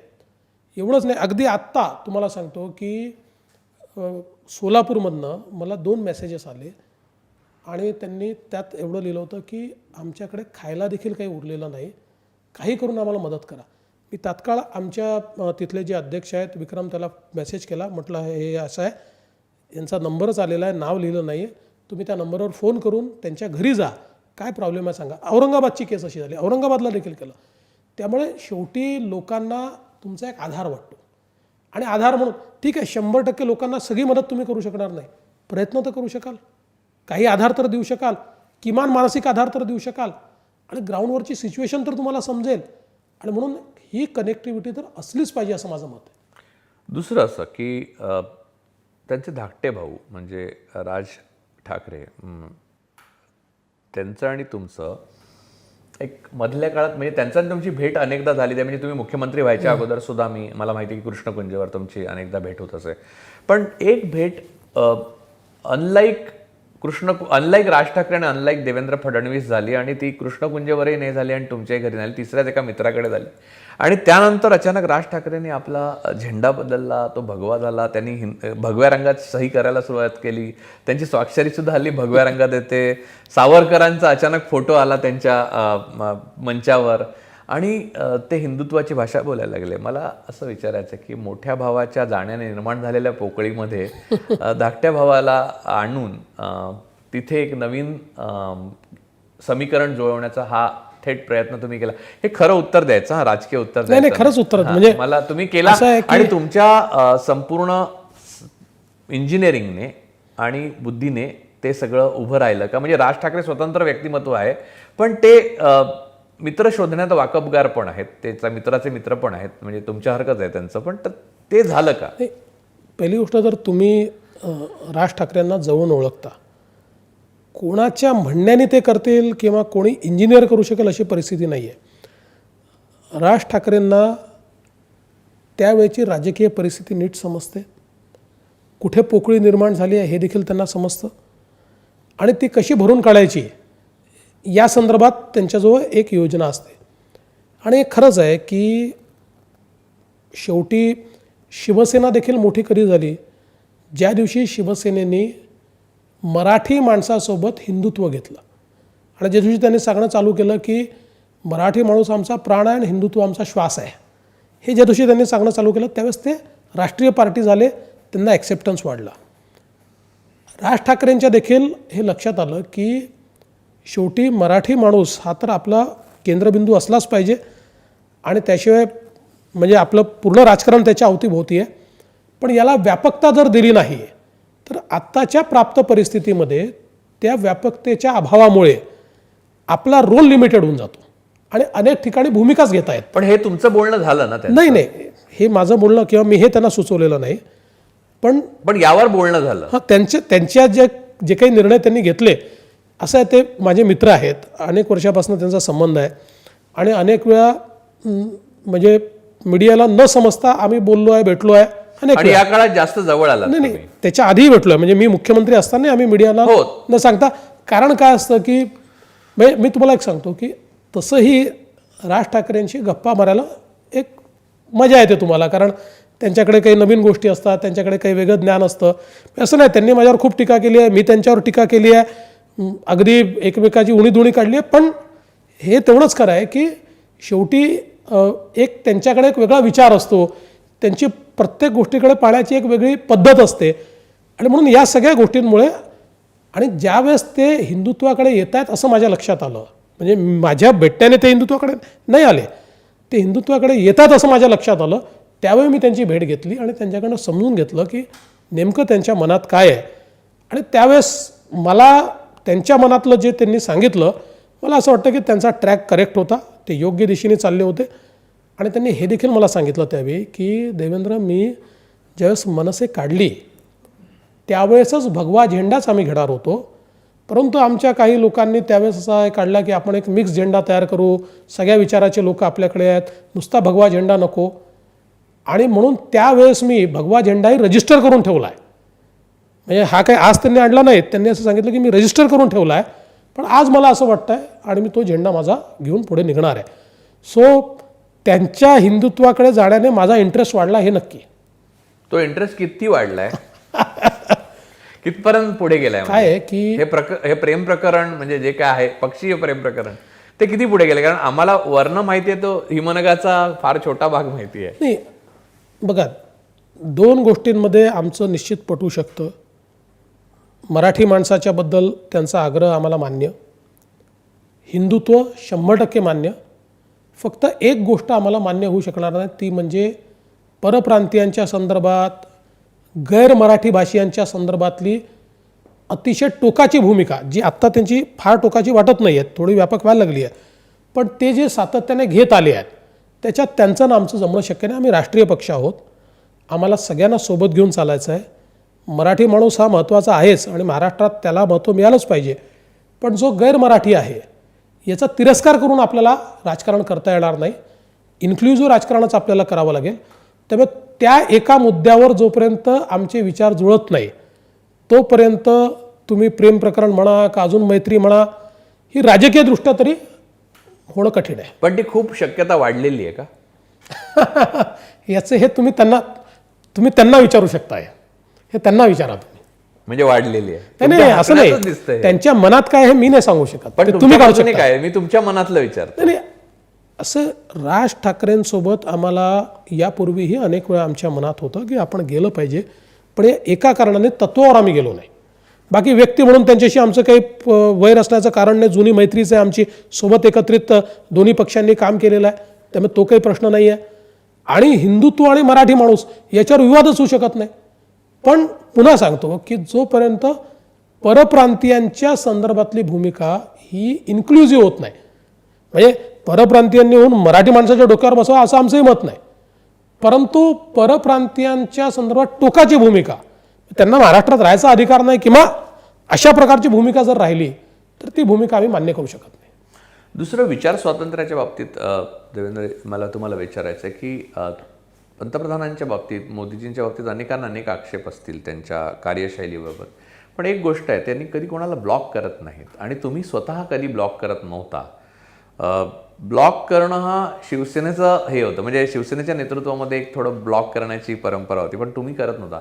पण अलीकडे मी असं पाहिलं की तुम्ही मोठ्या प्रमाणावर ब्लॉक करू लागला. खरं मी सांगू की मी स्वतः ट्रोल्सना खूप सामोरा जातो आणि भारतीय जनता पक्षाच्या IT सेल एवढे डेडली ट्रोल्स, म्हणजे आम्ही ह्या मुलाखतीद्वारे तुम्हाला रिक्वेस्ट करीन की त्यांना थोडं माइल्ड सौम्यपणे घ्यायला सांगा, थेट चाल करून येतात. तर आता तुम्हाला सत्तेबाहेर गेल्यानंतर ट्रोल्सचा अनुभव येतो किंवा जे लोक ट्रोल्स कशाला, विरोधक सुद्धा थोडं ब्लॉक करता तुम्ही, तर ते का करता असं मला विचारायचं की ठीक आहे ना, त्यांनी बोलल्यामुळे त्यांचंच संस्कृती दिसते, तुम्हाला काय फरक पडतो? असं आहे की आम्ही कोणालाही ब्लॉक करत नाही. एक पॅटर्न आमच्या लक्षात आला आणि तो पॅटर्न असा आहे की 1.5 लाख फेक अकाउंट्स तयार केलेत. व्यक्तिगत परुळेकरांनी मला ट्रोल करावं, मी त्याला उत्तर देईन, किंवा अजून तिसऱ्या माणसाने मला ट्रोल करावं, मी उत्तर देईन. फेक अकाउंट्सवरनं त्या गोष्टी सांगणं आणि म्हणजे एखाद्याच्या मृत्यूच्याबद्दल शोकसंवेदना व्यक्त केल्यानंतर ट्रोल नाही करत, फेक अकाउंट ट्रोल करतो. 1.5 लाख फेक अकाउंट आहेत, मी आपल्याला सांगतो, दाव्याने सांगतो. यातले जे उघड आम्हाला फेक अकाउंट लक्षात आले, म्हणजे तुम्हाला मी अगदी सोपं सांगतो, तुम्ही ते अकाउंट उघडा, फॉलोअर असतील 9 आणि किंवा 10, त्याच्यावर फॉलोअर नाही आहे, त्याला अकाउंट उघडलेलं आहे जानेवारी, फेब्रुवारी, मार्च, हे सगळे फेक अकाउंट आहेत. पण सगळ्या पक्षांनी बसून हा निर्णय घ्यायला पाहिजे की नाही की आपापल्या पक्षाचे किंवा पक्षीय विचारांची लोक जी आपण निर्माण केली ते आता भूत एवढं हाताबाहेर गेलंय की ते सर्वांनाच त्रासदायक ठरवणार, ते आवरलं पाहिजे असं वाटतं तुम्हाला? नाही, कुठेतरी त्याच्यामध्ये सभ्यता असली पाहिजे. विचारांनी ट्रोल करा, असभ्यतेने नाही, ट्रोल करण्याकरता नाही. म्हणजे मी ज्याचं उदाहरण सांगितलं की तुम्ही जर चांगली गोष्ट बोललात तरी त्याच्यावर तेच लिहायचं, शिव्या द्यायच्या, वाईट लिहायचं, घाणेरडं लिहायचं, ही संस्कृती नाही आहे. विचारांना ट्रोल करणं मला मान्यच आहे. तुम्हाला माझा विचार नाही आवडला, जरूर त्याच्या विरुद्ध लिहा, मी त्याला उत्तर द्यायला सक्षम आहे. पण ही जी आत्ता पद्धत चालू केली आहे ना, फेक अकाउंट्स तयार करायची, आणि मला तर 3 पार्ट्यांना उत्तर द्यावं लागतं ना, 3 पक्ष, आणि त्यात मी स्पष्ट सांगतो, काँग्रेसचे फार फेक अकाउंट्स नाहीत. म्हणजे मी आता रोज अभ्यास करतो, त्याचं लक्षात आलं, राष्ट्रवादी आणि शिवसेना यांनी प्रचंड अकाउंट्स तयार केले आहेत, यांच्या टीम्स बसलेल्या आहेत, त्या रोज अकाउंट्स तयार करतात आणि त्या अकाउंट्सच्या माध्यमातून ट्रोल करतात. पण ते कुठे परिणाम त्याचा दिसतो बघा. काय असतं की ज्यावेळेस ट्विटरवर ट्रेंडिंग होतं, तर ट्रेंडिंगमध्ये ट्विटरचं अल्गोरिदम हे फेक अकाउंट्स जे आहेत ते कन्सिडर करत नाही.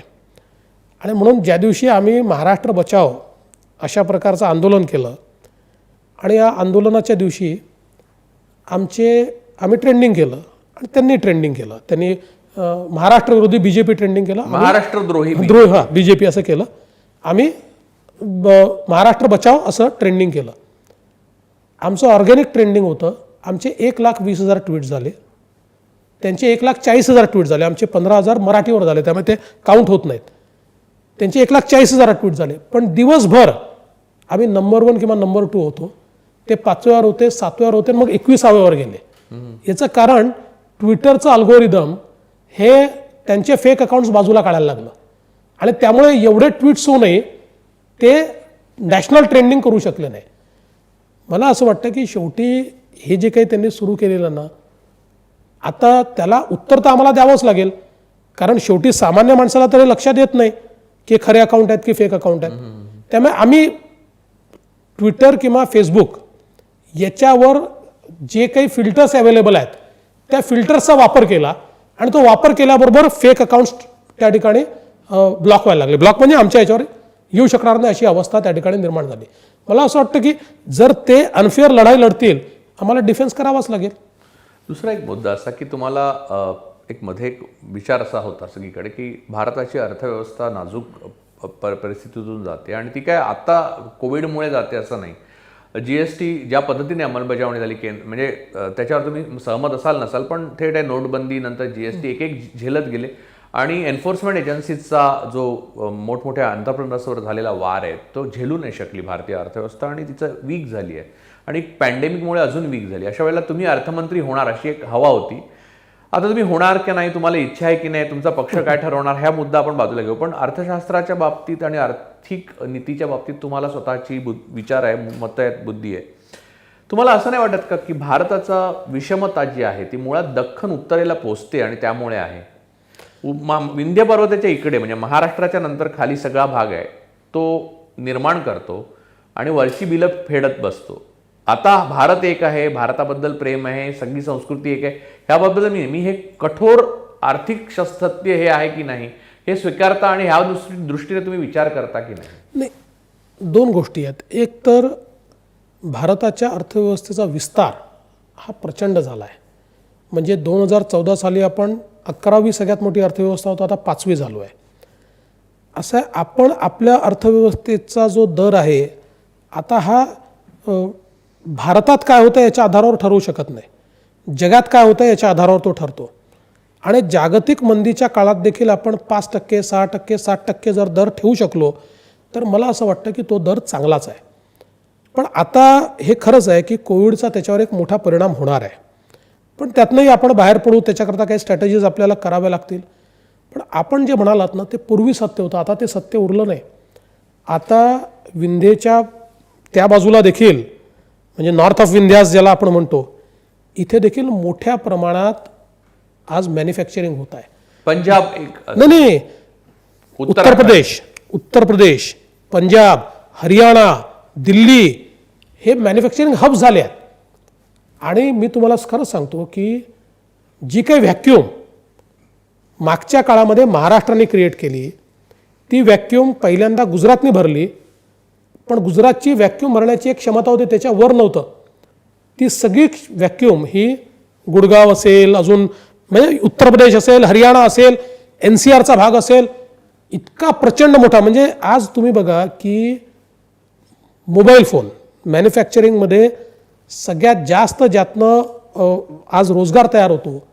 अनफॉर्च्युनेटली म्हणजे मी मुख्यमंत्री होतो, मी प्रयत्न केला, पण आपल्या कुठल्याही सदर्न स्टेट किंवा वेस्टर्न स्टेटपेक्षा नॉर्दर्न स्टेट्सला ते जास्त मिळालं, मोठ्या प्रमाणात त्या ठिकाणी ते गेलं. त्यामुळे आज ती परिस्थिती नाही आहे. आज हे खरं आहे की महाराष्ट्राचा GDP हा सगळ्यात जास्त आहे, Maharashtra is a strongest state, पण आज कुठला स्टेट त्या पद्धतीनं मागे नाही आहे. दुसरं असं आहे की त्यांना ॲग्रेरियन इकॉनॉमीचा जो एक ॲडव्हान्टेज आहे, म्हणजे मध्य प्रदेश तुम्ही बघा, आज मध्य प्रदेश तुलनेनं कमी इंडस्ट्रीयल आहे, पण तरी शेतीमुळे त्यांचा ग्रोथ रेट किती आहे तुम्ही बघा. त्यामुळे हे आपण सगळ्या एकमेकाला कॉम्प्लिमेंट करतो. म्हणजे आज ही स्थिती नाही की कोणी कोणाच्या भरोश्यावर जगता, अशी परिस्थिती नाही आहे. हां, हे जरूर म्हणता येईल महाराष्ट्र जास्त कॉन्ट्रीब्यूट करतो. पण मग महाराष्ट्र ज्या पद्धतीने कॉन्ट्रीब्यूट करतो ते पाहता केंद्रावर महाराष्ट्राच्या नेत्यांचा जास्त सही असला पाहिजे, अधिकार असला पाहिजे. ह्या मुद्द्याला धरून मी एक विचारतो की तुमचा म्हणजे तुमची जे पक्ष आहे भारतीय जनता पक्ष तो एकेकाळी म्हणजे हे माझं मत मी सांगतोय, त्याच्याशी तुम्ही सहमत किंवा असहमत असू शकता, पण एकेकाळी खूप लोकशाही पक्ष होता, अंतर्गत लोकशाही टिकून होती, निवडणुका खऱ्या व्हायच्या आतल्या. हळूहळू जो कम्युनिस्ट पक्षासारखा होत गेला आणि आता 2014 नंतर पक्षाच्या धोरणाच्या बद्दल वक्तव्य करणं किंवा अंतर्गत लोकशाही सुद्धा खूप धोक्यात आलेली आहे. अशा वेळेला तुम्हाला घुसमटल्यासारखं वाटतं का तुम्ही ओव्हरऑल आउटराईट हे नकारता की असं झालेलं नाही? म्हणजे असं झालंच नाही आहे. म्हणजे मी तर उलट सांगतो की 2014 नंतर या पक्षात शिस्त आली आहे जी आधी होती.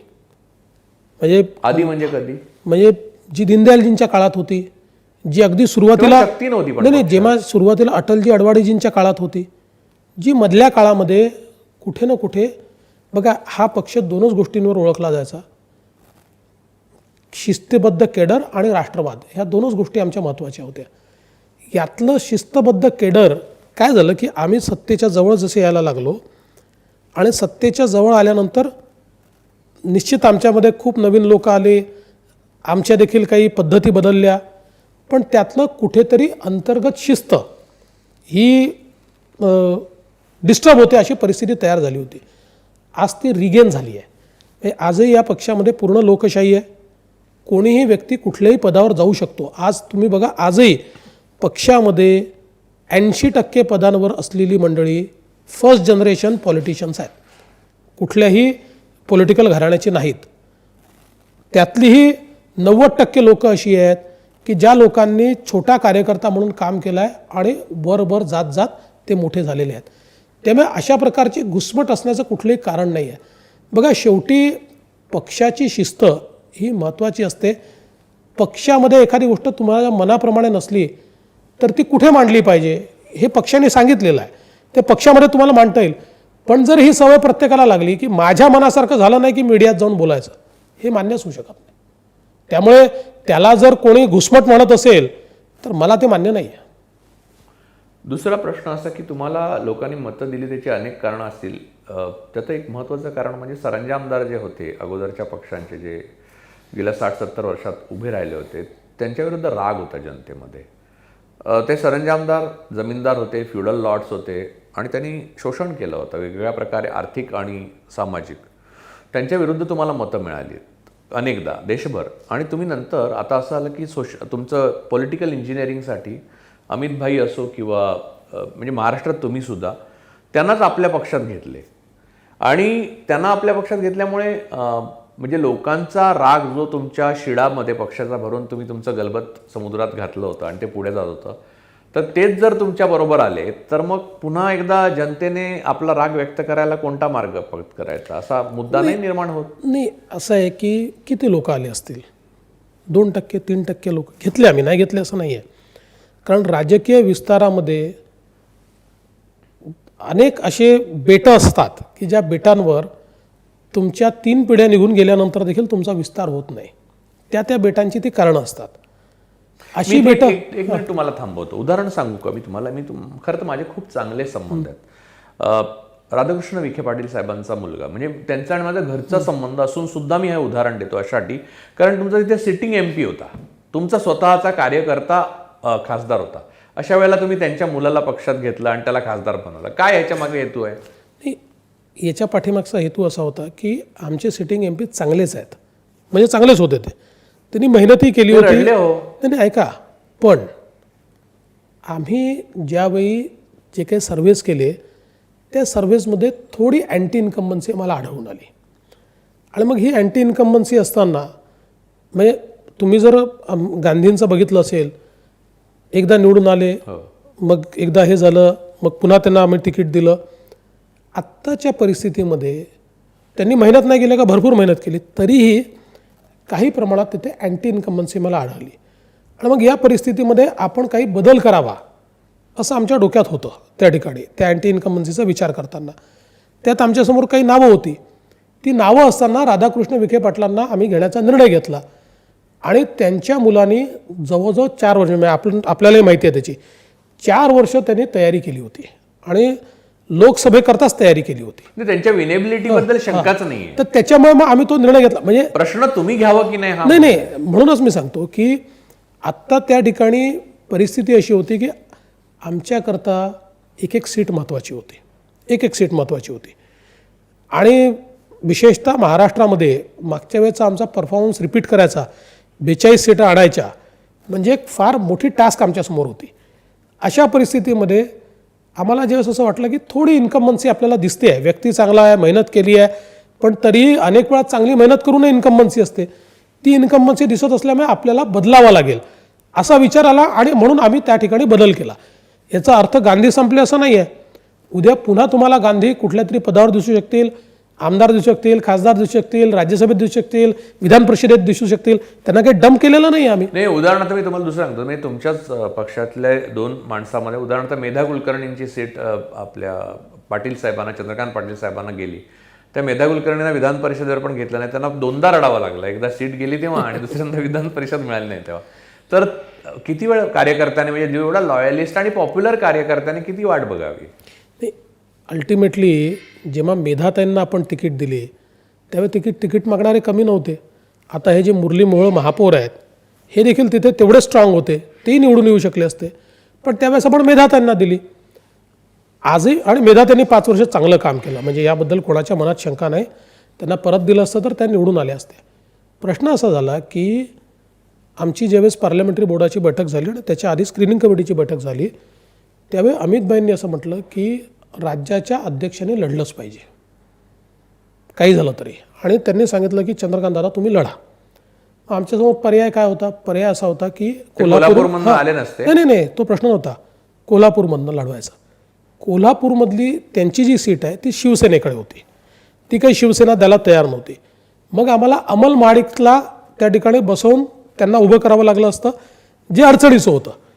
मग आमच्यासमोर प्रश्न असा होता की आम्ही त्यांना कोल्हापूरमधली चंदगडच्या सीटवर त्यांना लढवावं असं जवळजवळ आमच्या डोक्यात होतं. आणि तिथे सगळ्यांचं एकमत केलं आम्ही आणि सगळे तयार झाले होते चंदगडच्या सीटवर लढावं म्हणून.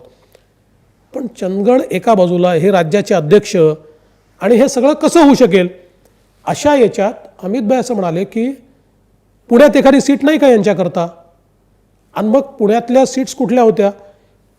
तर साधारणपणे जे काही पुण्याचं सगळं बाहेरून आणून माणसाला लढवायचं असेल आणि प्रदेशाध्यक्षाला जेव्हा लढवतात तेव्हा सेफ सीट आपण पाहतो. त्यामुळे एक तर कसबा लढवावी लागली असती किंवा कोथरूड लढवावी लागली असती. आणि मग त्यावेळी असा निर्णय झाला की कोथरूड लढवूया. आता कोथरूड लढवत असताना मेधाताईंना आपण हे सांगितलं होतं, तुम्हाला विधान परिषद देऊ वगैरे असं नाही, पण तुमचं पुनर्वसन होईल असं त्यांना सांगितलं होतं. आता त्याची घाई करून चालणार नाही, होईल ना. अनेक लोक आहेत पक्षामध्ये की ज्यांचं पुनर्वसन करायचं आहे किंवा ज्यांनी चांगलं काम केलं आहे पण त्यांना अजून आपण काही देऊ शकलो नाही. त्यामुळे असं काही मेधाताईंना यावेळेस तिकीट मिळालं नाही, त्यांचं राजकारण संपलं असं नाही आहे. भरपूर राजकारण त्या करू शकतात आणि त्यांनी जे चांगलं काम केलं त्याची दखल पक्ष घेईलच, त्यांना योग्य ती जागा मिळेलच. या लॉकडाऊनच्या काळामध्ये तुम्ही वाचन करत आहे? मी लॉकडाऊनच्या काळामध्ये वेब सिरीज पाहतोय वेगवेगळ्या. कोणत्या? मी ॲक्च्युली नेटफ्लिक्सवरच्या काही वेब सिरीज पाहतो. आता मी जस्ट सूट संपवली, ॲमेझॉनवर पाहिली ती, आणि त्याच्यानंतर ही एक संपवली आपली युनिट 42 म्हणून एक आहे, ती संपवली मी. अजून एक माझी वेब सिरीज, मी आता नाव माझ्या लक्षात नाही, त्याचे जवळजवळ अर्धे एपिसोड्स माझे पाहून झाले आहेत. अशा बऱ्याच वेब सिरीज पाहतोय मी सध्या. ते एक व्यसन आहे, एकदम व्यसन आहे. दुसरी एक शेवटचा प्रश्नाच्या अगोदरचा एक प्रश्न विचारतो. NCIS मी NCIS पाहून पूर्ण केली. NCIS, अच्छा. मला एक विचारतो, तुम्हाला अगोदरच्या कारकिर्दीमध्ये, म्हणजे मेयर पदानंतर जी कारकीर्द आहे तुमची आत्तापर्यंत, कोणती चाल किंवा कोणती गोष्ट बदलावी असं वाटतं आयुष्यात? का तुम्हाला असं वाटतं की सगळं पिक्चर परफेक्ट आहे, ते बदलायची गरज नाही आहे? असं तुम्हाला बदलायची संधी दिली तर तुम्ही काय बदलाल? ते अजितदादांबरोबरचा शपथविधी बदलाल? नाही, जीवनामध्ये अशा 100 घटना असतात की ज्या आपल्याला वाटतात या बदलल्या पाहिजेत, पण त्या 100 घटना काही आपण बदलू शकत नाही. त्याच्यामुळे मला असं वाटतं की हे बदलून का ते बदलीन का, हा चॉईस करणंही कठीण आहे. पण मला जर संधी मिळाली तर माझ्या स्वतःमध्ये मला एक बदल करायचा आहे, आणि तो बदल असा आहे की हे तुम्हाला ऐकूनही आश्चर्य वाटेल, पण माणसाला एक महत्त्वाकांक्षा लागते आणि त्या महत्त्वाकांक्षेकरता किलिंग इन्स्टिंक्ट लागतं. हे माझ्यात नाही आहे. मी तुमचे शत्रू तर म्हणतात तुमच्यात किलर इन्स्टिंक्ट आहे. ते फार आनंदाची गोष्ट आहे. म्हणजे माझं जे परसेप्शन ते म्हणजे होतं, शत्रूंचं तुमच्या असं मत आहे, तुम्ही एकदम कपटी, क्रूर आणि भयंकर किलर इन्स्टिंक्ट असलेले शत्रू म्हणजे तुमच्या पक्षातलेच तुमचे विरोधक असं सांगतात. असं आहे की मला कपटी क्रूर व्हायचं नाही आहे. तुम्ही नाही आहे त्यांनाही माहिती आहे, पण सगळ्यांनाच राजकारणाचा माहिती तो आहे. भाग नाही, आहे. नाही, हे सगळ्यांनाच माहिती आहे. पण मला नेहमी असं वाटतं की एक जे किलर इन्स्टिंक्ट लागतं ना, की हे मिळवायचंच आहे, हे माझ्या जीवनात नाही. आणि ते केवळ सत्य करता नाही, तर ते थोडंसं माणसाला असलं पाहिजे. मी अल्पसंतुष्ट आहे. पण नाहीतर मग तुमची सुसंस्कृतता तुम्हाला सोडावी लागेल, जसं तसं ते करायचं बरोबर आहे. असेल तर. पण तरी देखील असं असतं ना की शेवटी अल्पसंतुष्ट असण्याचे फायदे असतात. मानसिक फार त्रास होत नाही, पण त्याचं नुकसानही असतं. शेवटी जोपर्यंत ऑब्सेस्ड होत नाही माणूस, तोपर्यंत काही मोठं करता येतं असं नसतं. आता ठीक आहे, जे मी करू शकलो तेही चांगलं करू शकलो, पण याच्या चारपट करू शकतो, पण ते ऑब्सेशन नाही आहे माझ्याकडे. तुम्हाला दोन गोष्टींना टीकेत म्हणजे खूप सामोरं जावं लागलं आणि ते अतिशय दुःखद आहे. एक म्हणजे बॉडी शॅमिंग आणि दुसरं स्त्री दाक्षिण्य आणि स्त्रीबाबतची उदारता जी आहे तुमची. म्हणजे घरामध्ये सुद्धा तुमचं जे व्यक्ती स्वातंत्र्याबद्दलची मत आहेत याबाबत प्रचंड तुमच्यावर टीका झाली, ज्याचा काही वास्तवात राजकारण किंवा करिअरशी तुमचा संबंध नाही, पण आपल्या समाजाचा एक दृष्टिकोन असतो. जेव्हा सार्वजनिक जीवनात तुम्ही जगता तेव्हा तुमची प्रत्येक गोष्ट स्कॅनर खाली घेतली जाते. तर ही टीका तुम्हाला म्हणजे मुख्य म्हणजे बॉडी शॅमिंग वगैरे ह्या सगळ्या गोष्टी तुम्हाला व्यथित करतात का? नाही, व्यथित नक्कीच करतात. पण मी तुम्हाला सांगतो की आत्ता अधिवेशन झालं आणि अधिवेशनामध्ये जागतिक महिला दिवसाच्या निमित्ताने चर्चा चालू होती. आणि वेगवेगळ्या पक्षाचे लोक, मी बोललो नाही त्या चर्चेत, पण आमचे बरेच लोक बोलले. वेगवेगळ्या पक्षाचे लोक इतके जोरजोरात महिलांच्या संदर्भात बोलत होते, त्यांच्या स्वातंत्र्याच्या संदर्भात बोलत होते. आणि त्यातले अर्धे लोक असे होते की ज्यांनी माझ्या बायकोबद्दल कमेंट केली आहे किंवा त्यांच्या कार्यकर्त्यांनी माझ्या बायकोबद्दल अतिशय खालच्या दर्जाचं लिहिलेलं आहे. हां, त्यामुळे ही हिपोक्रसी आहे. पण मी माझ्या पत्नीला एकच गोष्ट सांगितली की बघ, तुला जसं तू जगत्यात तसं जगायचं असेल तर तुला हे सहन करावं लागेल, आणि हे सहन करायचं नसेल तर जी काही प्राप्त परिस्थिती आहे त्यात जसे इतर लोक वागतात तसे वाग. माझ्याकडनं स्वातंत्र्य आहे, म्हणजे मला देखील ते भोगावं लागतंच, मलाही थोडा त्रास होतोच त्याचा. पण शेवटी एखाद्या व्यक्तीला व्यक्ती म्हणून जर तुम्ही ट्रीट करणार नाही तर कसं चालेल? म्हणजे तुमच्यात आणि आत्ताचे मुख्यमंत्री उद्धव ठाकरे यांच्यात हे साम्य खूप आहे की त्यांनी व्यक्ती स्वातंत्र्याच्या बाबतीत आपल्या घरात सुद्धा तडजोड केलेली नाही, स्त्रियांना स्वातंत्र्य दिलेलं काही आहे. कारणच नाही तडजोड करायचं.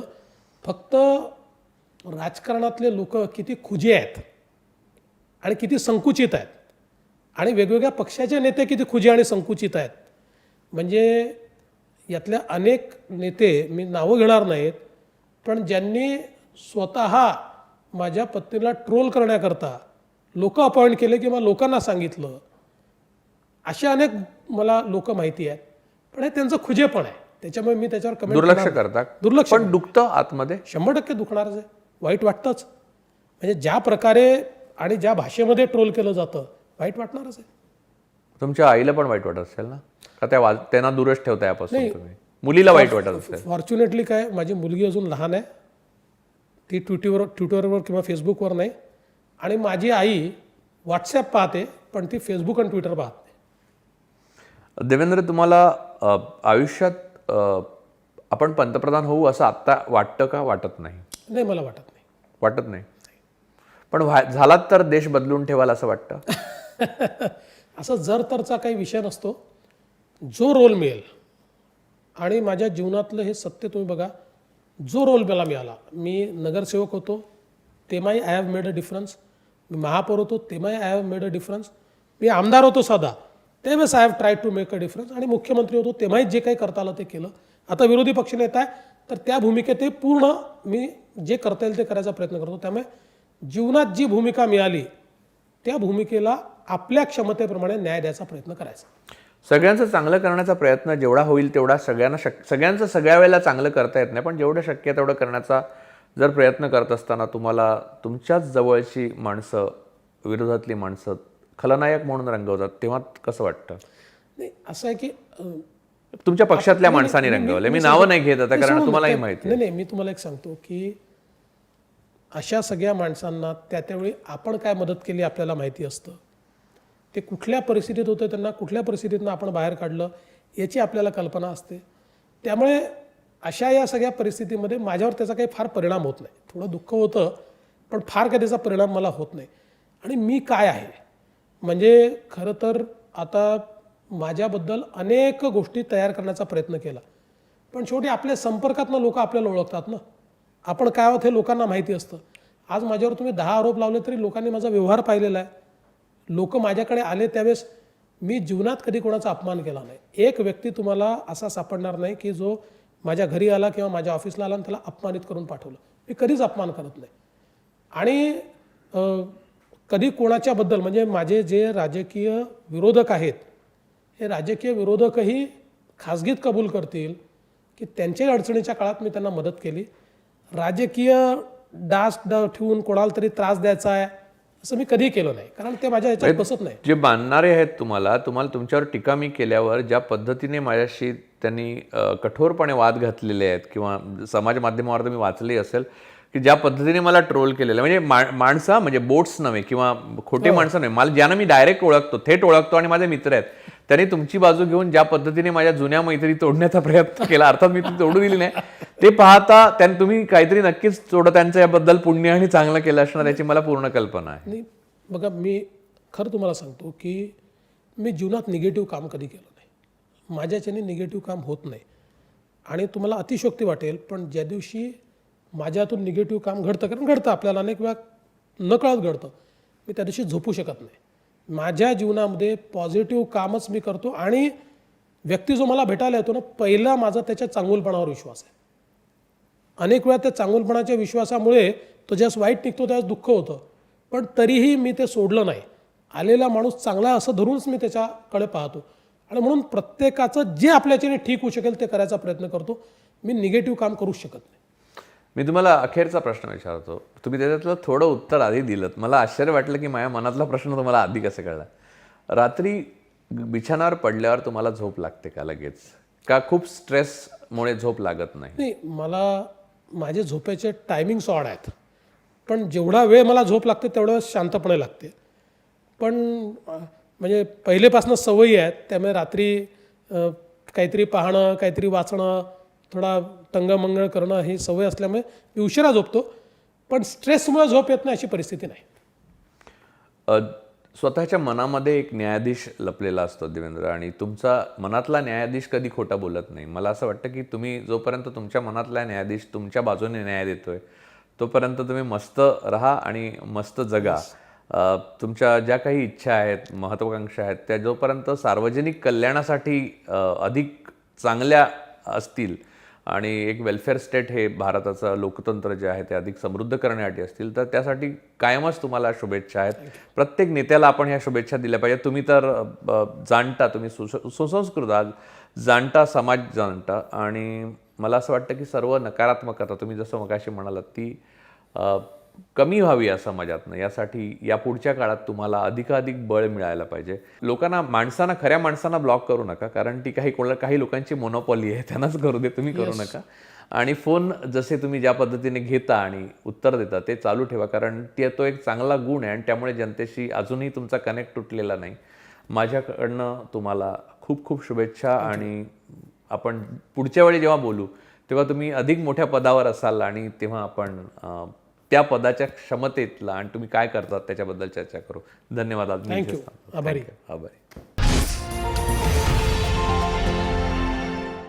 आता सर्वात आधी बातम्या मिळवा आमच्या मोबाईल न्यूज ॲप्लिकेशनच्या सहाय्याने. अँड्रॉइड किंवा iOS प्लॅटफॉर्मवर जाऊन HW न्यूजचे ॲप सर्च करा, डाउनलोड करा. आपल्याला हवी ती भाषा निवडा.